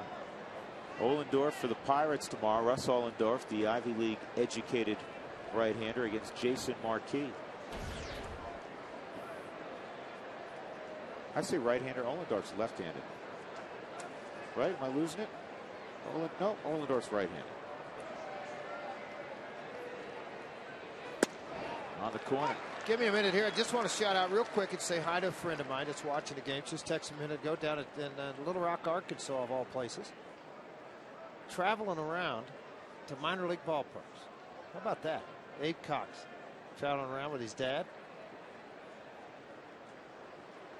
Doing all the hard work. Sounds like a nice trip. 3-1. Johnson went in '89 to Seattle, so he wasn't there. With Gene Harris. So who was on the team? Mark Langston came over in that trade, by the way. Who else was on that team? They have Grissom on that team, George. I think you're right. I think Grissom was probably on there. Ground ball cut off by Stewart. There's one. No, safe there. That's a good call by the second base umpire, John Hirschbeck. Stewart on the move, released it high. And now you have first and second with 1 out. Yeah, but no ball's getting hit hard anywhere here. I mean, this ball's tapped right here. Stu's going to cut it off, and in the flip, he got overhanded instead of one of those times maybe he should have gone underhanded, and when he did, that's when Barmas had to leave his feet to go up. Better to catch the ball and allow the guy safe than to let it get over your head and end up second and third in this type of a ball game. Barmas did a nice job catching the baseball.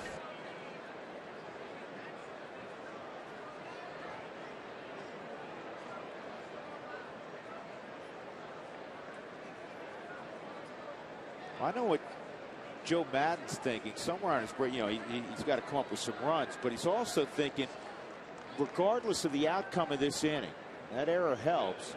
He wants to get Ubaldo Jimenez out of there and get into the Rockies bullpen. And right now, Ubaldo, George, at 96 pitches. He's fallen behind in counts a little bit as he works in the 6th inning. And you're in the bottom of the order, Deanna Navarro. And then you'll see a pinch hitter.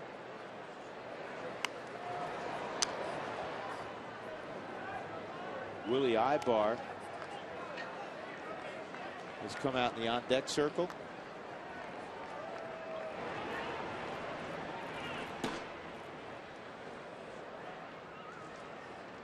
Joe Nelson throwing.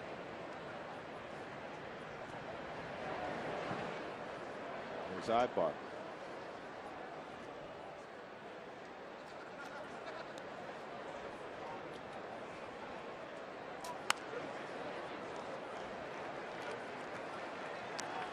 Navarro a single and a walk in the game.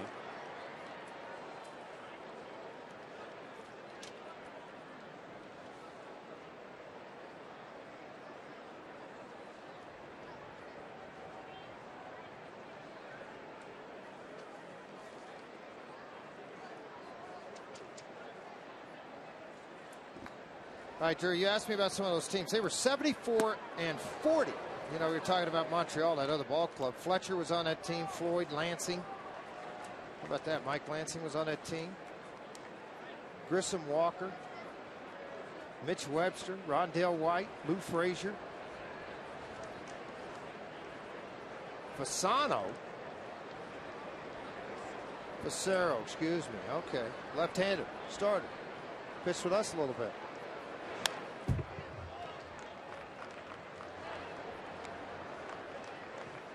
It was a very good team.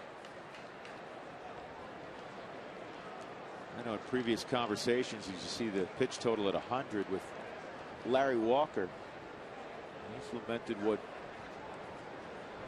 potentially could have happened with that 94 Expos team. Runner takes off, swung on and missed, and stealing third easily is Gross. But Navarro is a strikeout victim, and now Willie Ibar will be the pinch hitter for Matt Garza. So a stolen base for Gross.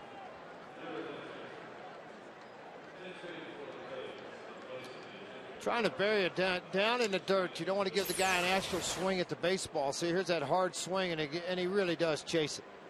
This is not a good pitch by Minez. It's a good pitch for a punch out because you're not going to do anything with it with men on base, and he offered at it and you got it. Ibar on a season 272 with 5 home runs. So there's a little pop in that bat.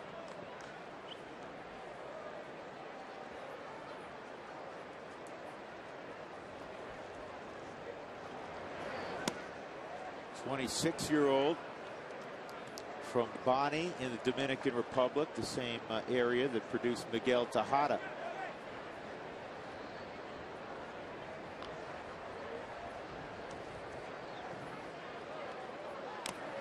Foul tip held, 1-1.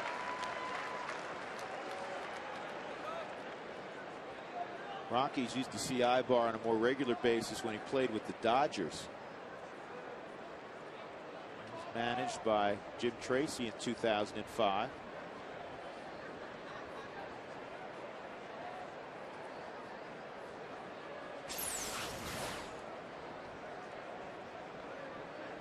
Now off the bat like that, to see the ball change direction at the last second. Pulled, held, gloves it. And that is all for Tampa Bay. So the Rockies catch a break as Ibar squared it up, but he hit it right at help. A walk and an error, 2 men left on, 4-1 Colorado.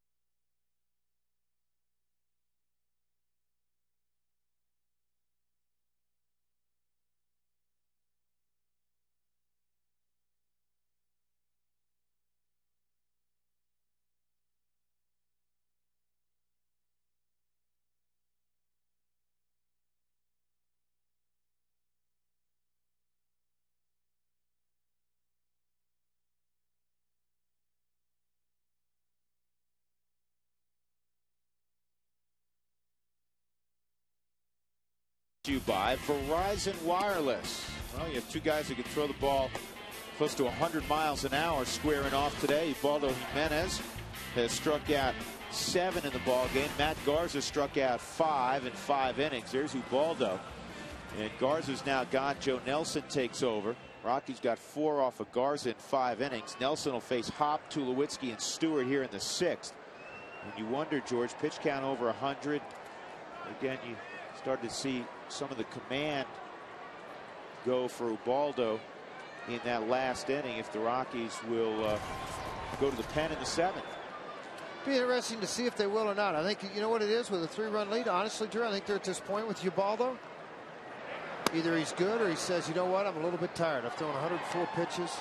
And that's when it's a growing process that you're able to sit and tell guys and tell a pitching coach, you know what, the tank's empty.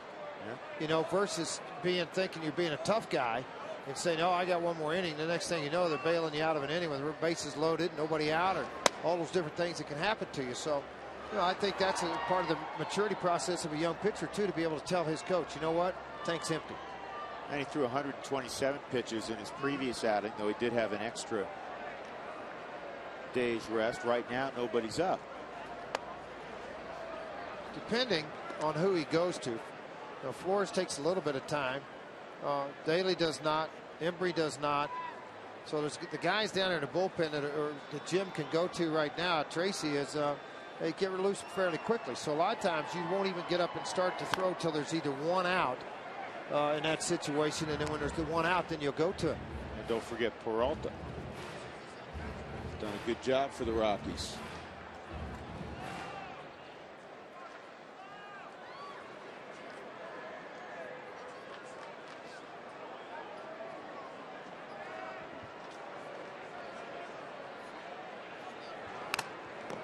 And Hopper fouls it off again, 2-2.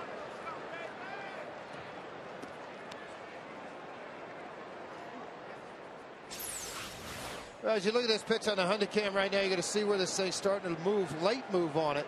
And quite a drop of velocity and a new jaw for the catcher, Navarro.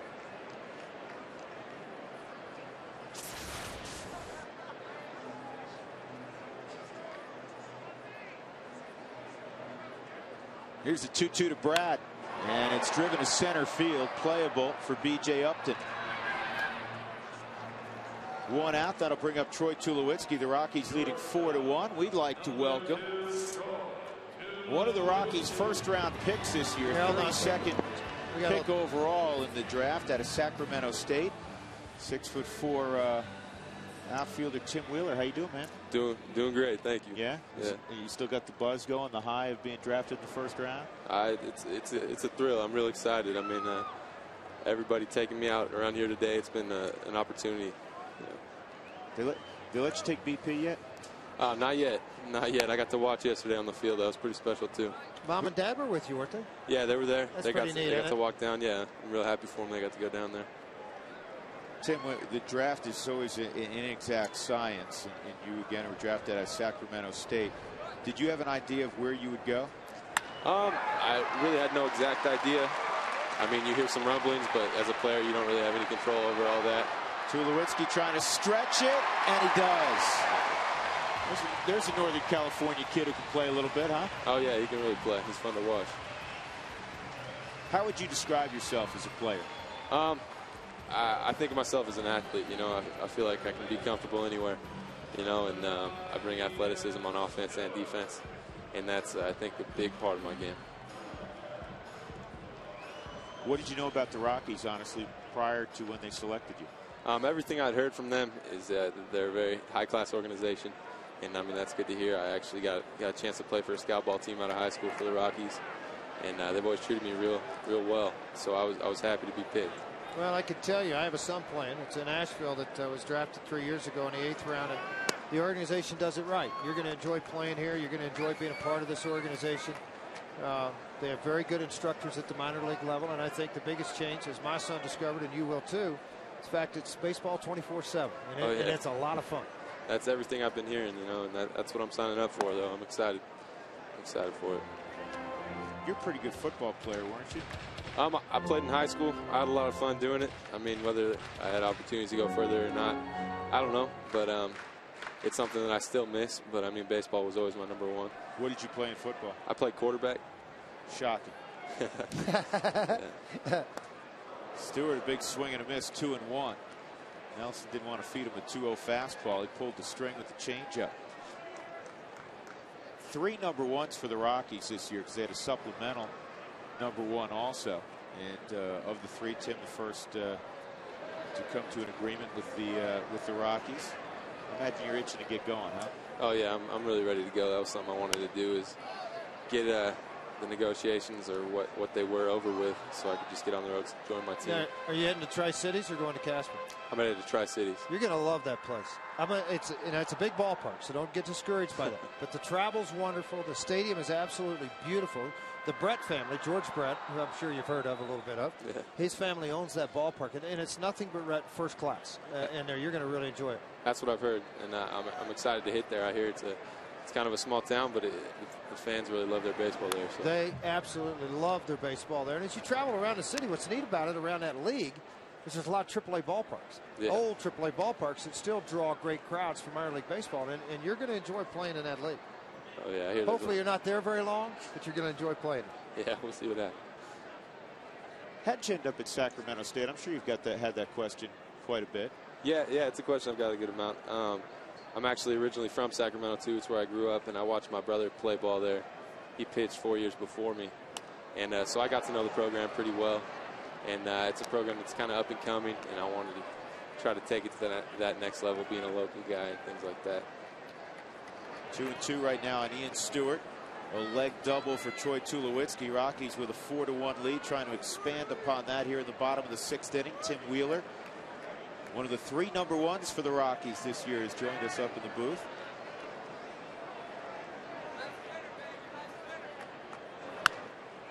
You know, watching Nelson, he reminds me just a little bit of Hoffman with the high leg kick and the rock back and kind of deceptive fastball, good changeup, and fastball's about 87, 88. You watch a lot of baseball on TV, with the big league stuff. And I watched a lot of baseball growing up, and things like that. One of the things that's changed a little bit, 15 years ago you get drafted and players had to really work hard to make the transition from the aluminum to the wood. And I'm not saying that has changed in terms of becoming an easier transition, but more players like yourself play in wood bat summer leagues and are working out with wood. And I'm assuming, but you probably swung wood quite a bit, haven't you? Oh yeah, I mean, I got a chance to play my freshman summer and my sophomore Runner summer. going. And Tulowitzki steals third base on the foul tip that was held by Navarro. So there are 2 outs, but Tulo's at third. Second time Tulo stole third with it. This time with 2 outs, a swing and a miss. It's a left-handed bat up. He kept getting a bigger lead on Nelson. He took advantage of it. But you know what? This is the last thing you need when you're up 3, though, to get thrown out at third base. You better make sure you can make it. And he does just that. Underneath the tag, the throw was there. It was a pretty good throw. Goya, though, up higher on the leg versus slapping it down on the foot. Tulo's got 9 bags now this year. Carlos Gonzalez will come up. He homered in his last at bat.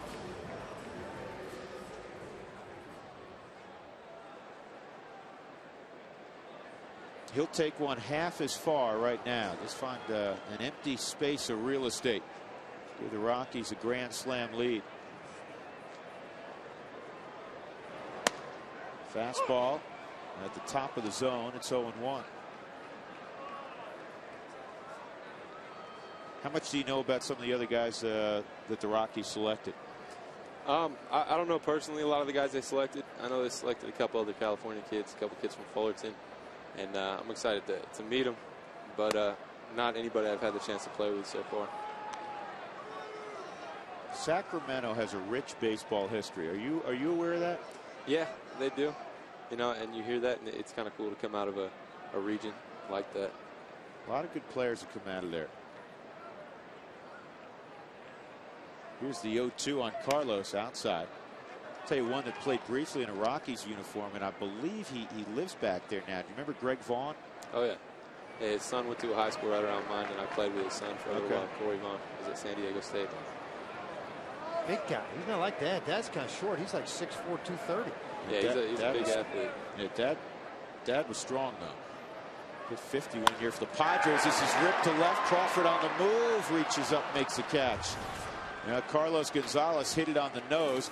Rocky's got a double from Tulowitzki. He's left on base. Hey, Tim, congratulations. And we'll be looking for you. Thanks a lot. All right, that's Tim Wheeler, one of the Rockies' top picks.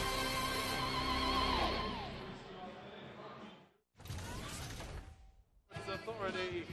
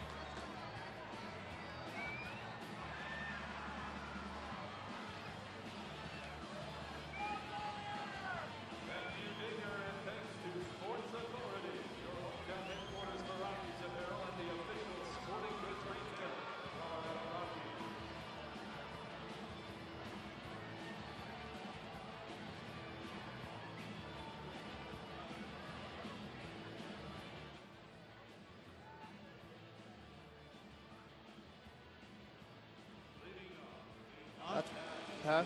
Long.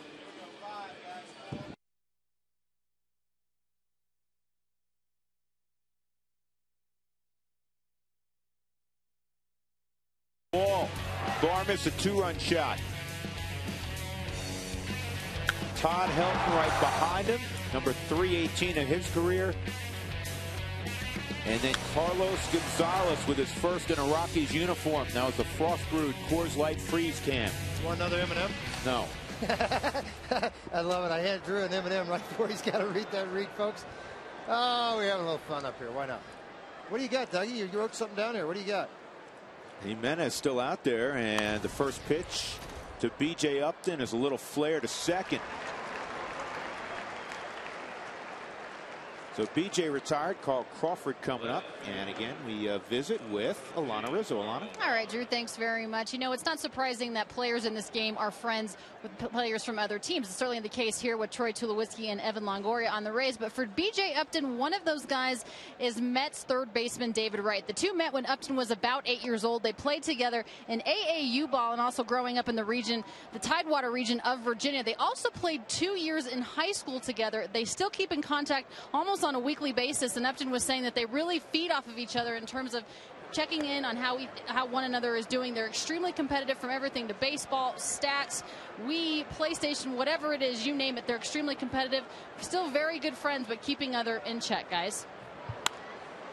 All right, Alana, this is a pop fly to left field. And Seth Smith makes a catch. 2 outs.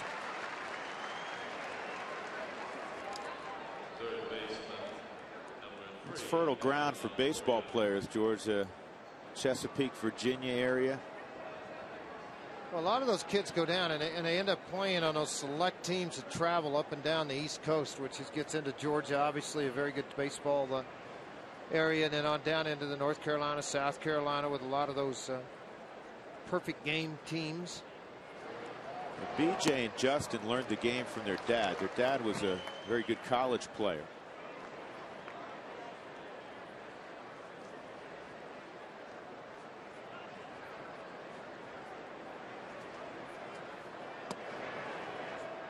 One and one on Evan Longoria. Punched a single to right his last time up. Jimenez struck him out in his first 2 plate appearances. Rockies up 4-1. Top of the 7th inning. Look out. That got him.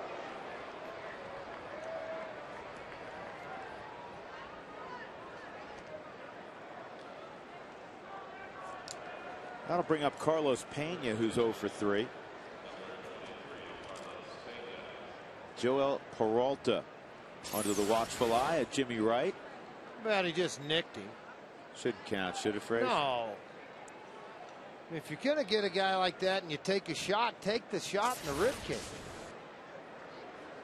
Guarantee Longoria's heart skipped a beat. Yeah, 95-mile-an-hour heater coming at your ribs.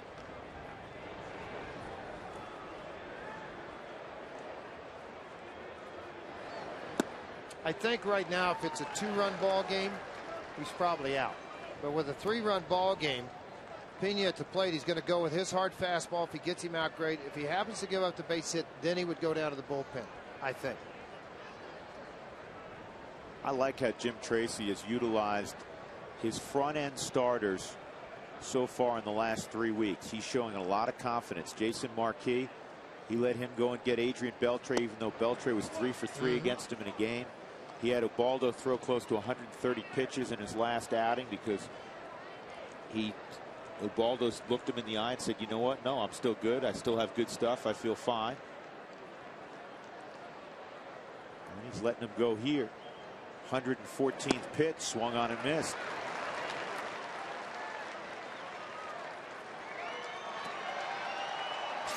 Well, look at this coming right out of the hand on that change up, the circle change. You see the circle and the 3 fingers on the outside of the baseball really pronated, and that created this big biting down on the outside corner for a swing and a miss. You got 3 pitches to get him now, and you can do whatever you want after you just threw that change up the way he did. Phillips sets up away, and Phillips with a good block. That's textbook, George, burying your chest on the baseball. Look at the angle that Phillips Well, he knows there's utilized. a runner over at first. Obviously, he doesn't want this thing to get away from him. He just blocks everything. Actually took the shot off of the shoulder. He's going to roll forward to keep everything out in front of him. Took it off of the chest, cupped it under the elbow, and the ball stayed right down in front. As he leans forward, he just killed it in the dirt. You know, the fleshy part of your, your arms, your upper, that's part of your equipment, though. Well, if you're smart enough to put on the tools of ignorance, yes. Here's a 2-2, and that's down 3-2. Well, they say either pitching or catching, it's the fastest way to get to the big leagues or hit a lot of home runs is the way to get there, because there's always a shortage of both.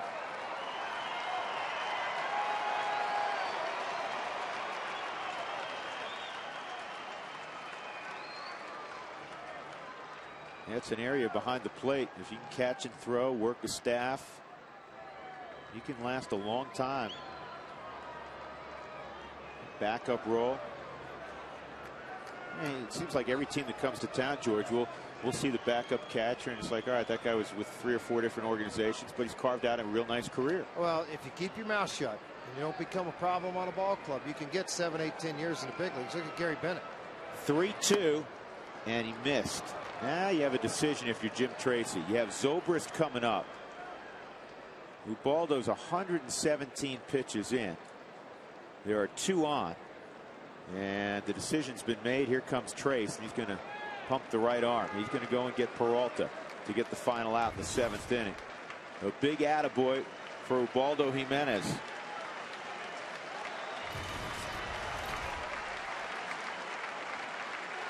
Boy, he's been excellent of late. And another very, very good start for Ubaldo. Standing ovation for this afternoon crowd at Coors Field as Jimenez walks off. He's in charge 4-1 in the 7th with 2 outs.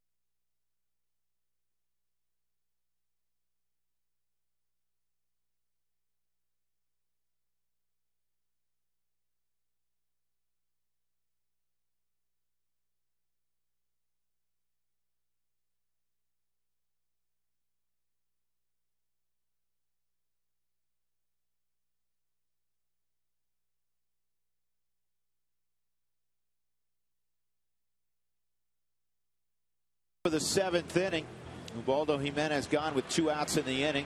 Dex, this date in history, brought to you by Dex. Dex knows it takes only 4 innings for Mike Lansing to hit for the cycle on June 18, 2000. A triple in the first, 2-run bomb in the second, double in the third, single in the fourth. The Rocks set a team record with 23 hits, including 5 by Jeff Cirillo, 4 by Brent Maine.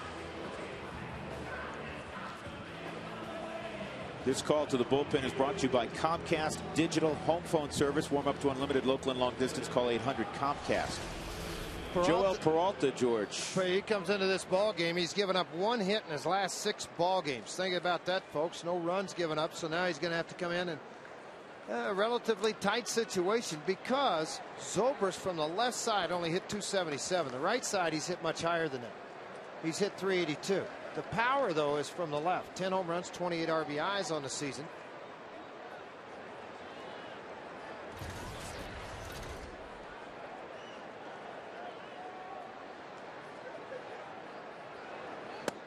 And a strike on Zobrist. Now, the journeyman Peralta, George, has been a very pleasant surprise over the last 3 weeks. Well, he has been. I think he's been able to mix a good split finger that he likes to throw an awful lot. Fastball velocity, confidence, showing some emotion on the mound. I like it. Ooh. That split at 82 after a fastball at 92. That was dirty. And you just got to make sure at altitude that you really extend out on this.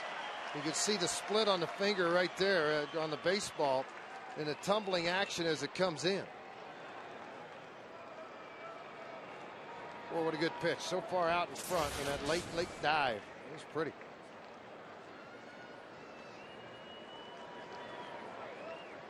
Now make a pitch here, 0-2 on the dangerous Zobrist, who's 0 for 3. Longoria hit by a pitch at second. Pena walked. He's at first base. Peralta summons Paul Phillips to the mound. Well, I mean, realistically, game's on the line. When you got 3-run lead, 3 guys, the winning run, tying run at the plate, you're ahead 0-2. As a pitcher, this is where I would call a guy out and say, you know what, we're going to go 4 straight splits in the dirt. See if he swings at it. Let's just go get it. That's the pitch I want to get out of this anyway. Because anytime he starts to make a mistake right here in this area, not good. Phillips will move late, not giving location away early. They would go away. Not surprisingly, strike. Oh man, that's got to be strike 3, doesn't it? That looked pretty good right there. It looked good to everybody else too. I mean, Ubaldo wanted it. He didn't even move his mitt. He actually moved back this way to the plate. Maybe it's outside. Well, it is outside, but you know what? 9 out of 10 times you square him up, you ring him up. Well, that's a good-looking pitch. In the air, right center field. This is well struck. But it's caught by Carlos Gonzalez mid-track. So a 400-foot out. Peralta tapping his chest with his hat. 4-1 Rockies.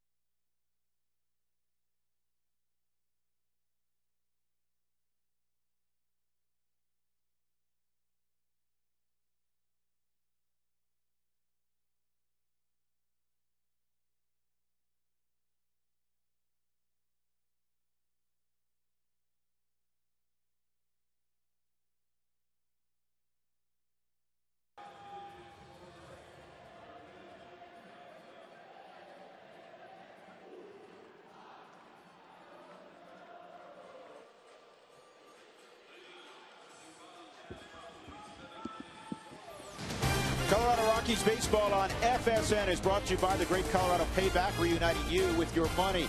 And by Big Brothers Big Sisters. Donate your car and you'll get a free tow and tax break, and you'll help change a kid's life. Bottom of the 7th inning on a beautiful Colorado afternoon. The Rockies leading 4-1, pursuing 500. Peralta tapping Ubaldo Jimenez on the chest. Say, hey, I knew it was a fly ball. Don't worry about it. Yeah. And I'll tell you what, Carlos Gonzalez, because he's very casual about things, George, he's looking out, running toward the bullpen. I'm not sure if he, yeah, he may be looking out like, oh, it's gone. They just stuck out the glove, didn't even reach the warning track. Grant Balfour is the new pitcher for Tampa Bay. Paul Phillips will lead it off in the bottom of the 7th inning. Dexter Fowler's come out on deck, and Paul pops it up, foul ground, playable for Carlos Pena, went out. Time for our Geico quote of the day. Dom DiMaggio, who recently passed in his 90s. If expansion baseball has so watered down the talent, why aren't the good hitters, Aaron, Clemente, Yastrzemski, Allen, Cedeno, hitting 400? It was a good question at the time, wasn't it? Yes. As I was taking a drink. I got you with the M&Ms and you're getting me with the water. So Dexter takes strike one, pinch hitting here in the 7th inning.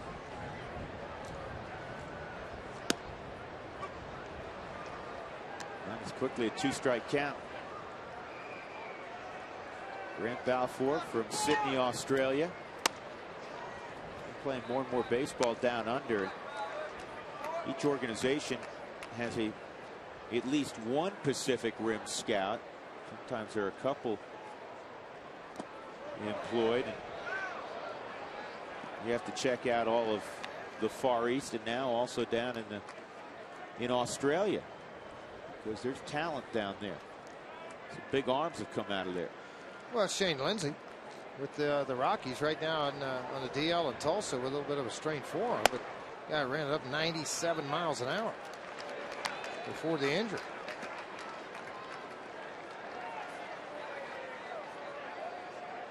Three and two on Dexter. Strike three.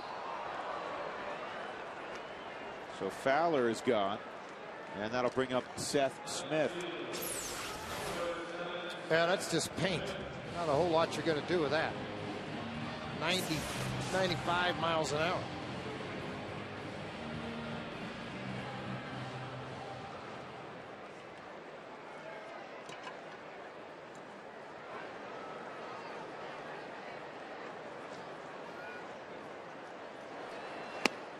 Breaking ball, first strike.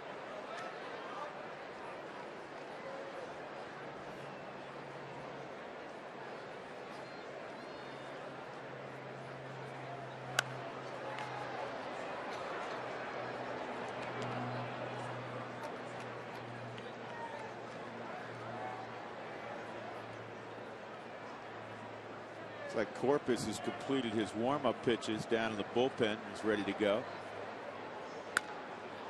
Now ball to second, Zobrist.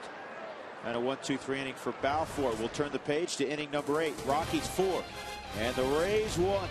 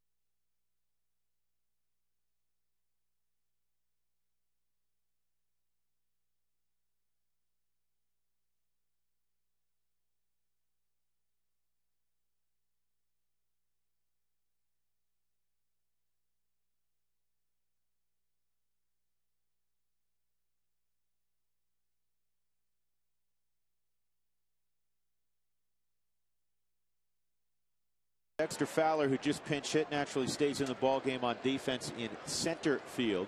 Seth Smith goes to the bench. Comcast call to the bullpen, brought to you by Comcast Digital Home Phone Service. Warm up to unlimited local and long distance. Call 1-800-COMCAST. Eighth inning man for the Rockies is Manny Corpus. Gabe Gross steps up, and the first pitch misses outside. Well, last night Manny got after it pretty quick. A very quick eighth inning for Corpus with a couple of punch outs.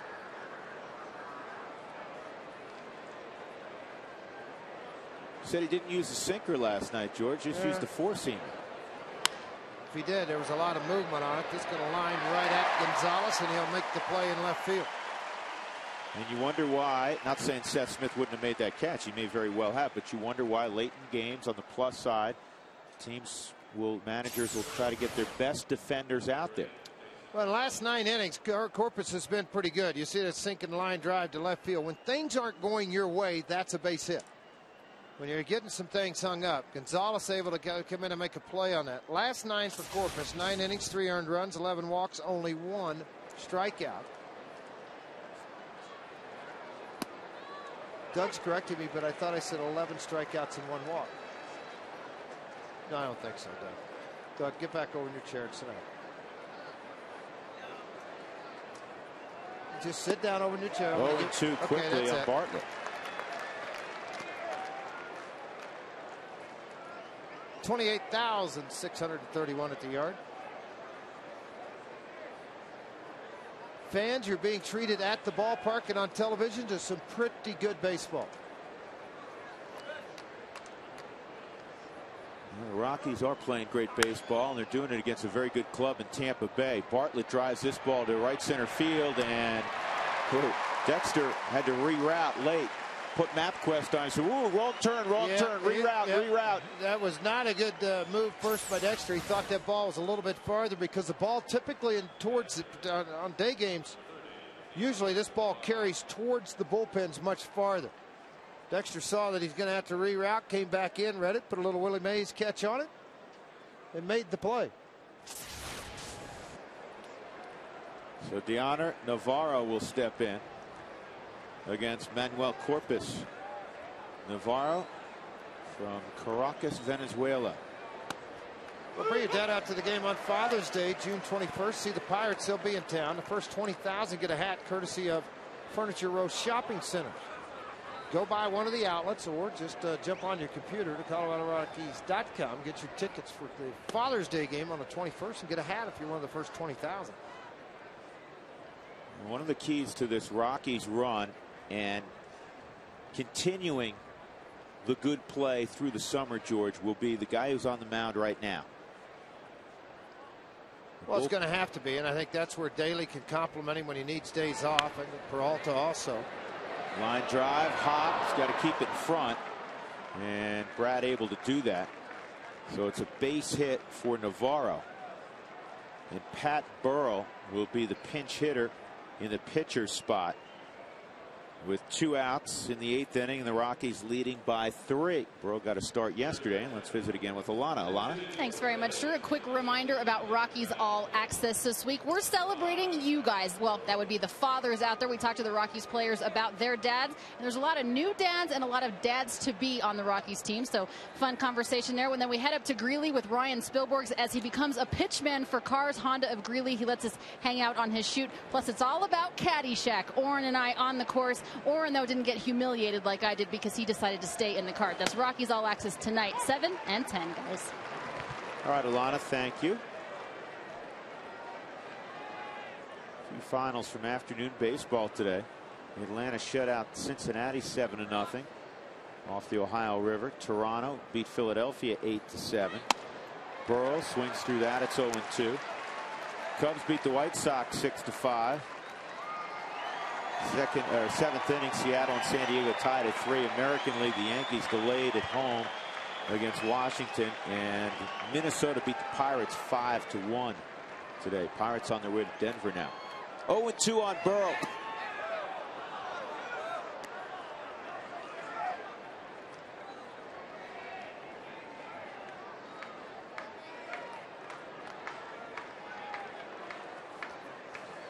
Two outs in the 8th inning. 4-1 Colorado. And in the air to left center field. Carlos Gonzalez cruises over, and that's all for Tampa Bay in the 8th. Solid inning of work for Corpus. 4-1 Rockies.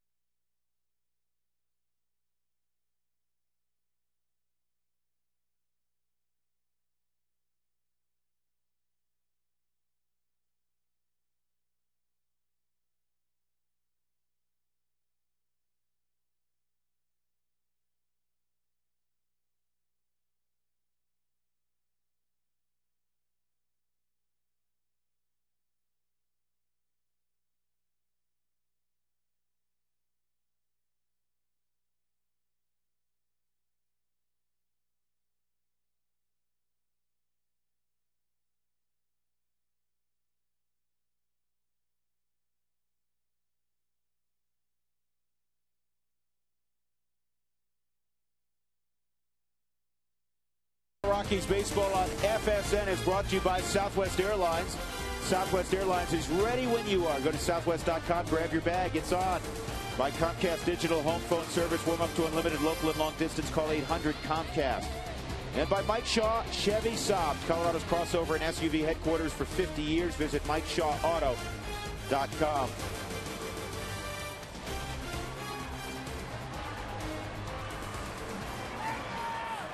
Rockies up 4-1, bottom of the 8th inning. With a win, the Rockies will reach 500 for the first time since April 15th, when they were 4-4. Randy Choate is on for the 11th time, and the left-hander will begin with Clint Barmas. And you ought to be familiar with him. He's bounced back and forth between the big leagues and minor leagues with the Arizona Diamondbacks since '04.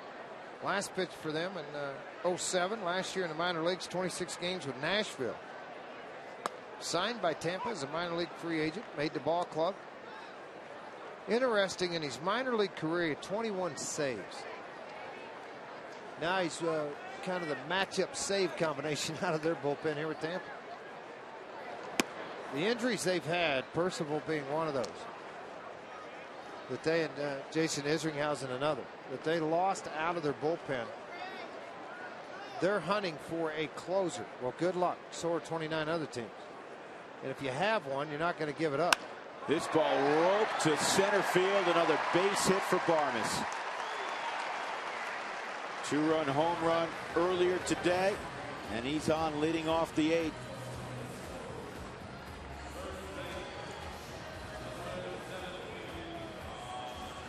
That'll bring up number 17. How about this for the guy at first base right now? Not that guy who plays first base, but Barmas, who's on first base. 10 multi-hit games in his last 14. He's closing in on 300. Barmas takes off. First pitch. Navarro's throw is in time. I don't think Clint felt like he got him. John Hirschbeck's going to, tell him he got him out front right when he did it. Jim Tracy's going to come out and have a little conversation with Mr. Hirschbeck. He'll more or less ask him, where'd you get him? Where do you think you touched him? Left-hander firing from the sidearm delivery. Takes a little bit longer. Yeah, tough to tell right there if he got him. I mean, he reached down to tag and hold on to it. Did he really get him right here, Clint?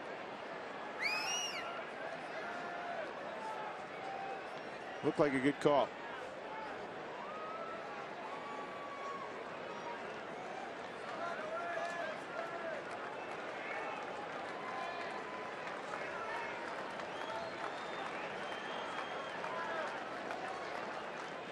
Well, Glenn Allen Hills, I'll tell you what he thought of it. Tag comes in. He turned around looking in the dugout like, you got to be kidding me. Didn't even tag him. 0-1 on Todd. 0-2. Houston Street getting loose in the Rockies' pen. Hits are all even, the runs are not. 7 hits for each side. The Rockies up 4-1. 3 home runs in the ball game, including one by the guy at the plate. Let's take one more look at this play to see if he actually touched him or not. See, that's what the complaint has been. See how Clint went away from him? He didn't touch him. Missed him by 1.5 feet. He didn't come close to him. There's Mr. Street getting ready. Well, the previous angle looked like he did. That's a good pitch. Helton's got 2 outs.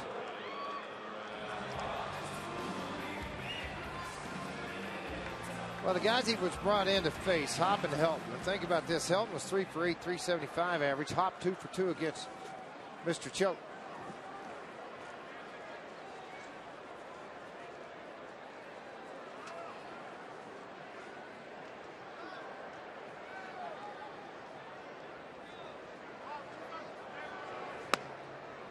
Strike on Brad.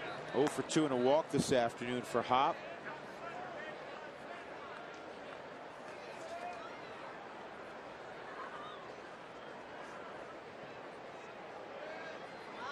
Randy Choate, 33-year-old, also pitched with the Yankees back in the first part of this decade. Touches the outside corner. Street in the 9th inning will have the top of the order for the Rays. Upton, Crawford, Longoria. Always seems to work that way.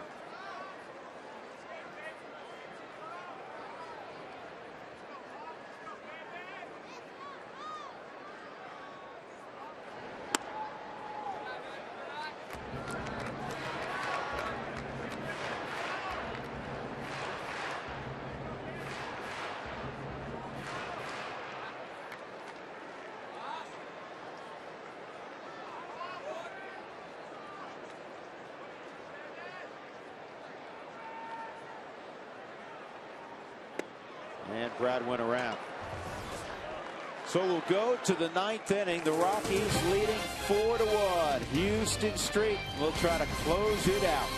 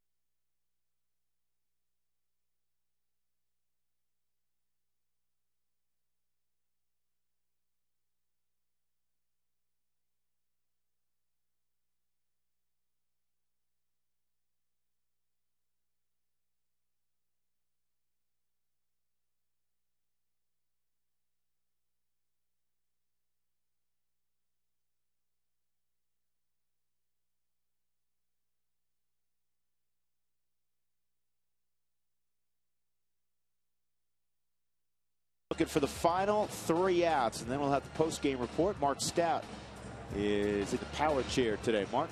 Yep, power chair, and we will talk about the power ball that's been played here in this series. 12 home runs, 3 for the Rocks here today. Fortune 500. We'll give you some numbers about how the Rockies and some involved with the Rockies are kind of getting even on the year. And you got to kiss the Barmy Stone because, man, is Clint Barmas on fire. He'll bring luck to anybody. As you said, he has got some multi-hit games. We'll talk about Clint Barmas after the game coming up. Drew?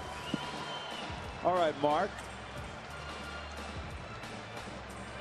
So Houston Street completing his warm-up pitches. Houston is in a real good place. He has struck out 7 of the last 15 hitters he's faced.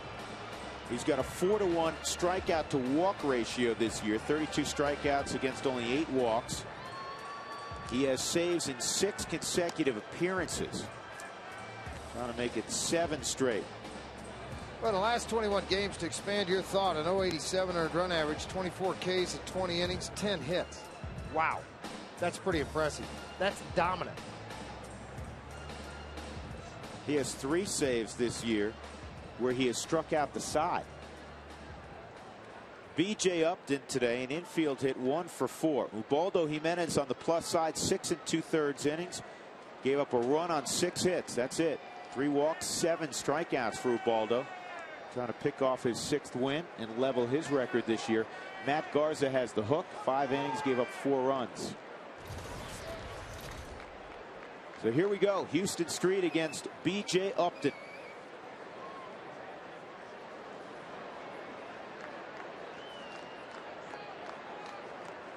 That's interesting. Before pitch is thrown, calling out Phillips. What could that be about, George? Don't know. It's a good question, Drew. Maybe he's not seeing the signs. Yeah, I wouldn't think that would be it. He just kind of stopped there in a minute saying, all right, wait a second.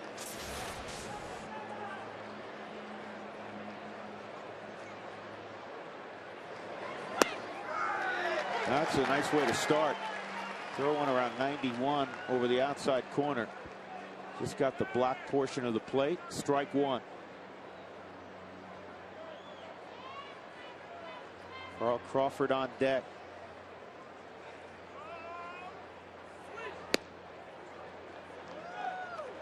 And you always talk about guard the lines late. Well, when you have a 3-run lead, you don't do that. So Stewart is even with the bag. Helton's about 15 feet off the right field line. And same thing with the outfielders. Normal depth for Upton. 1 and 2.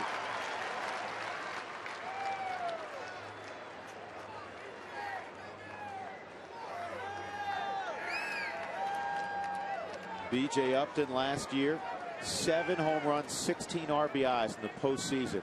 Also 6 of 6 in stolen bases. With 16 RBIs, 3 shy of the major league record for postseason ribbies. That just missed. Fans, when the Rockies score 7 or more in a ball game, you go to Taco Bell the next day between 4 and 6, and you get 4 tacos for $1 with the purchase of a drink. Here's the 2-2 and a line drive, base hit for Upton. Gonzalez will return it to the infield. A leadoff knock for B.J. Carl Crawford will come up.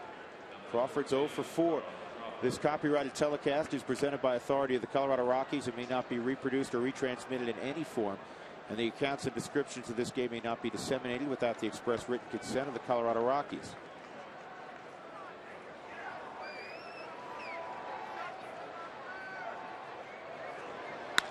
And this is a base hit. And this is what you didn't want to have happen.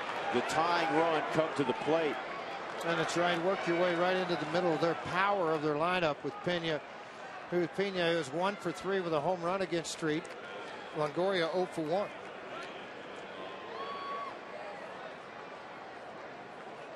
Well, the next 3 hitters have 51 combined home runs.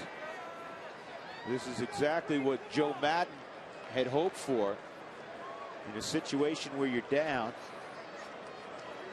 Get a chance that one swing ties it up and hope for it to be in the middle of your order. The guys that can do that, and that's exactly where he is.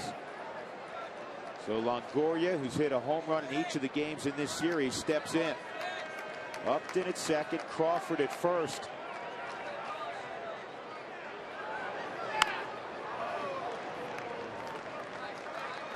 One of the things you have to like about Houston Street, he got to the big leagues very quickly after a stellar career at the University of Texas.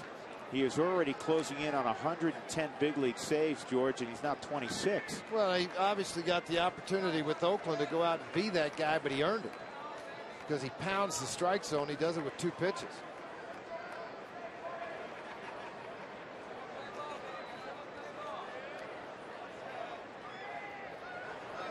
Oh, 1 way out in front. It's 0-2.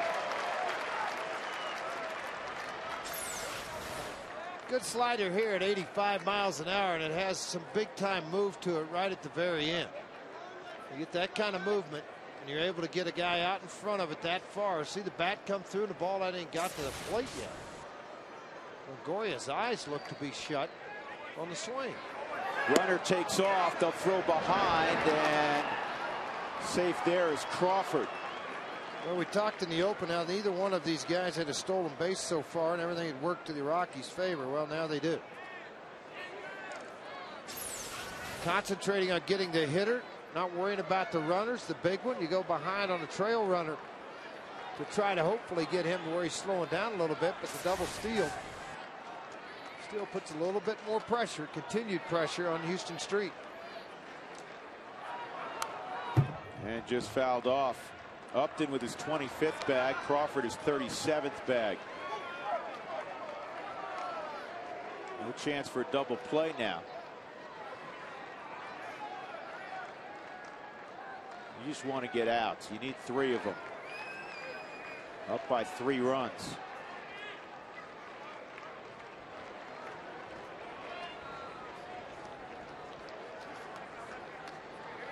Slider away again, George. Well, it's something away from him. I just think he's looking for something right in the middle half of this lineup, middle half of the plate in. You look at last night's home run that he hit. It was on a ball that stayed right here. I just think he got a little bit better move rocket if you can get a ball down and away from him moving in that direction. Got him with a slider away. Big strikeout for Houston Street. 1 gone in the 9th.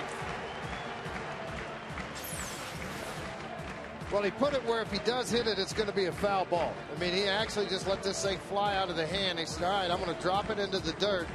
Watch how Phillips drops the glove, then the knees follow behind to protect the baseball. Look at the 2 hands here, folding everything up to make sure nothing gets by him with that runner at third. Nice job. Now Carlos Pena will step in. Lefties have really struggled against Houston Street. 4 for their last 35 at the plate. And the 4 includes the hit by Crawford this inning.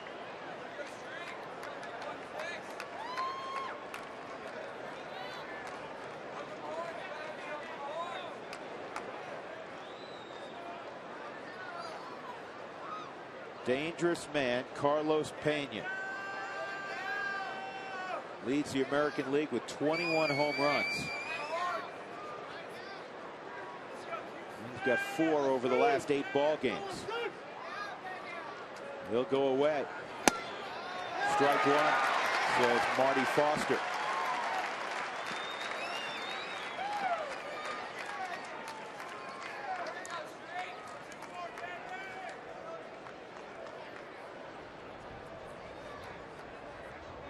Well, left-handers, he has handled them brilliantly, and I think a lot of that is that hard sinker down the way and the backdoor slider.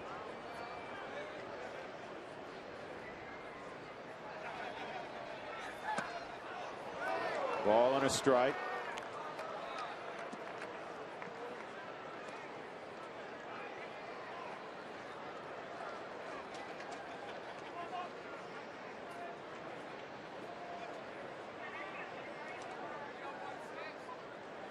Toughest outs in baseball, the final 3. The Rockies have 1. People at home often say, well, why is that? Why is it any different in the 9th than it's in the 1st or the 3rd or the 5th inning? Guys just seem to grind through at bats. Not that they're giving them away early, George, but you work late in games. Yeah, it's a tough one, right? Those last 3, because you typically are going to get the top of the order and in the middle, or the middle, the big swing guys in the 9th inning. That's just how it works out. Very rarely do you catch the bottom of the order. Pounded foul, 2-2.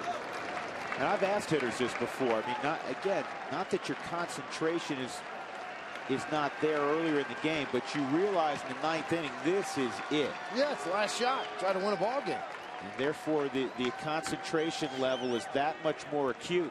Well, that's why a lot of teams now are starting on their big RBI guys. What RBIs did he give me in the last 3 innings after the 7th? Or from the 7th on, how many big hits did he come up with there versus the hits in the first 6 innings? 2-2 on Pena. Rockies with 2 runners in scoring position don't have the shift on, but they're playing him to pull naturally. Pena always with a little tilt in his swing. That's such a strong guy. That's why you get a lot of the lift of the baseball and getting it out of the ballpark.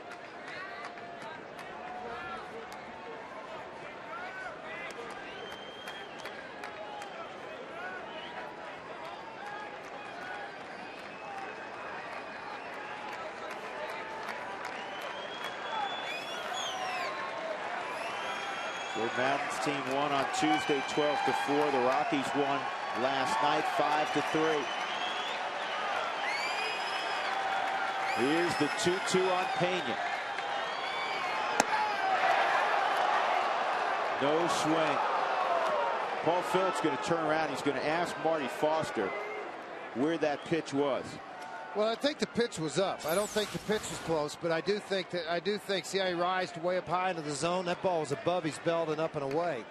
So I think it was more, did he go around? You know, how many strikeouts have we seen a ball up in here that he gets a strikeout on a swing, not on a call, obviously. Now, typically, George, as you would know better than I would, when it's mask high on the catcher, it's a little bit above the zone unless you got Frank Howard up there. Well, it is. And a lot of times you're not going to get it called on that, but where Houston's gotten some punch outs is on that big wiffle ball fastball up in the zone. Zobrist on deck, the 3-2. He's got it. Well, that's that backdoor slider that we talked about at 83 miles an hour. The Rockies today, Jimenez had a couple of 3-2 counts and he got punch outs on them, breaking balls. Houston gets none bigger here in the ball game with 2 runners on, second and third, winning by 3 runs, and then you get that good backdoor slider. Tampa today 1 for 10 so far in the ball game with runners in scoring position. So Houston Street now can focus in on Ben Zobrist, who gave the Rockies a scare in the 7th with 2 on, and Joe Peralta on to face Zobrist in relief of Ubaldo Jimenez. He had a deep drive to right center that Carlos Gonzalez flagged down to end the inning. Zobrist, a home run on Tuesday. He's got 14 of them this year. Tell you, it made Marty Foster flinch. A little bit. I mean, anytime you see him dive away like that, sometimes Drew, it's an indication to the pitcher on the mound that the ball was outside. The pitch appeared to be outside 2 to 3 inches. Frage, look at that over the head angle. You talk about a guy on top of the plate. Yeah, he is on top of it. He's trying to catch that outside corner. So you can't get this ball right here diving away on him and get a call for a strike. He took it there, which a lot of guys will do in the 9th. When you're down 3, it'll take till they get a strike.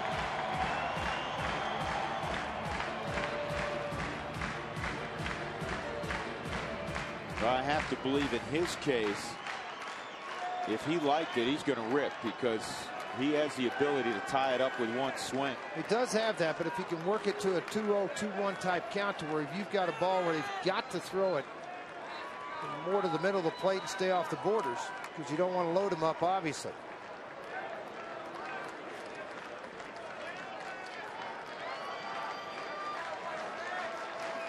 Houston Street's doing a smart thing right now, George. He's in the moment, and he wanted to go to his mouth, and he made sure he was way out on the grass. Well, he does it in between every single pitch. If you watch Houston on the mound, he'll do it every time he walks off. A lot of pitchers have habits of either tuck the jersey, do whatever. His is to lick the fingers prior to getting a hold of the baseball. Nothing illegal about it, just trying to help him get a little better grip with it. 2 balls and a strike.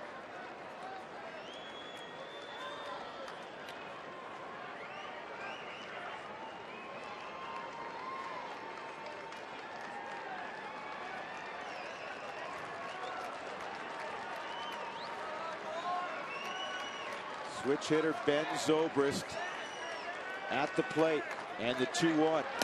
Down low, 3-1.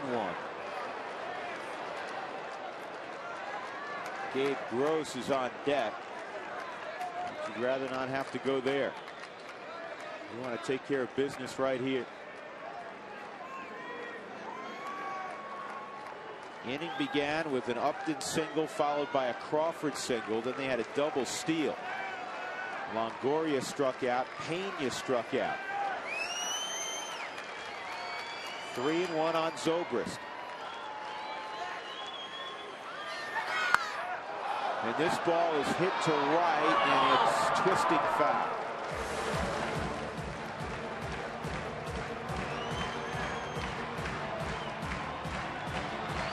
George, 3-2. You go slider here. He did it earlier on Pena. I don't know if he will or not. I mean, he's thrown a couple into the dirt. It's over. So he hadn't even offered at him. Hadn't even flinched like he was going to go at it. So I don't know if he's getting a better read on it or not. It would be the good pitch to throw right now, but you got to be able to entice it. You got to be able to get, it can't be an 0-2-1-2 slider. It's got to be a slider you want a guy to swing at.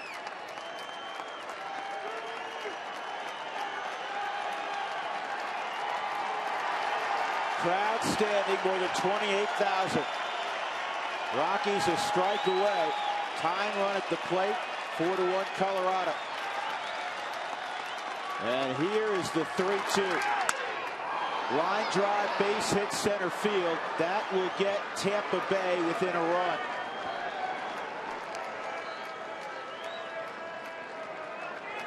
So Ben Zobrist, so valuable with the bat that he's forced himself into an everyday role for Joe Madden. And he shows why again with this 3-2 base hit. Well, no question about it. On a ball away from him, he's just going to extend the arms, but he catches everything out front. Bob Apodaca out for a quick visit with Houston Street. I mean, the ball was not hit particularly hard, but in a hitter's count at 3-2, it's dumped out in front of Dexter. With that speed of Crawford and Upton, you're not going to have any plays at the plate. So now with 2 outs and a 1-run ball game, the Rockies have to get after Mr. Gross. And Gross on the season, 4 home runs, 22 RBIs. Now Zobrist with 8 stolen bases at first.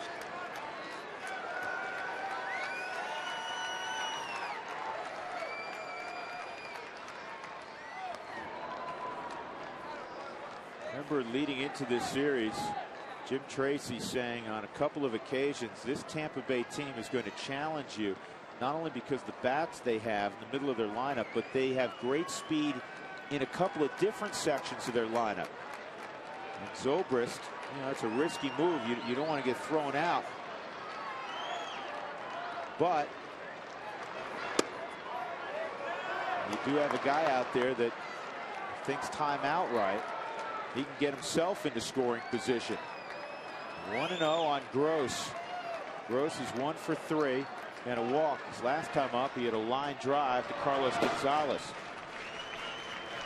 Earlier, Daly was getting ready, just getting some throwing in because he hadn't been on the mound in a couple of days. Now he's starting to get ready.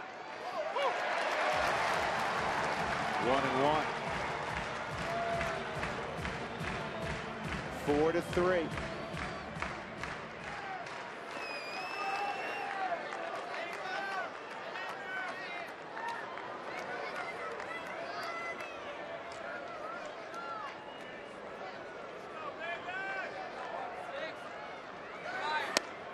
Two and 1. 2 hits for left-handed hitters, I should say, against Street in this inning after just dominating lefties.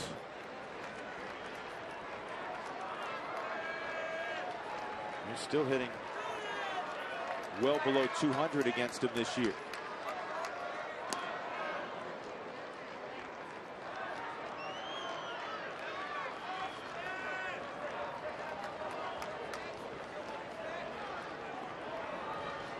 Jimenez, like everybody else, on the edge of their seat.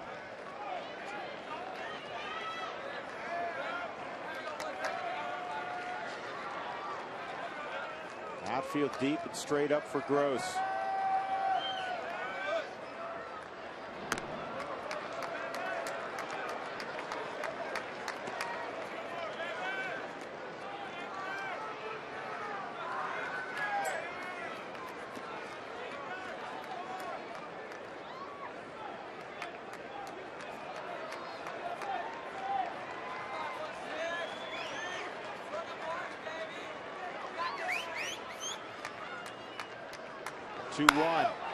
Get foul. It will. That was launched. That was crushed.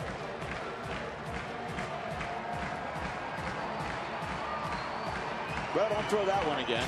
Yeah, let's pick a new one, okay? I mean, you do what you want to, but I'd rather see something new. Inside heater right there. You see how much of a miss he was with that. Just setting him up for that backdoor slider, George. Absolutely.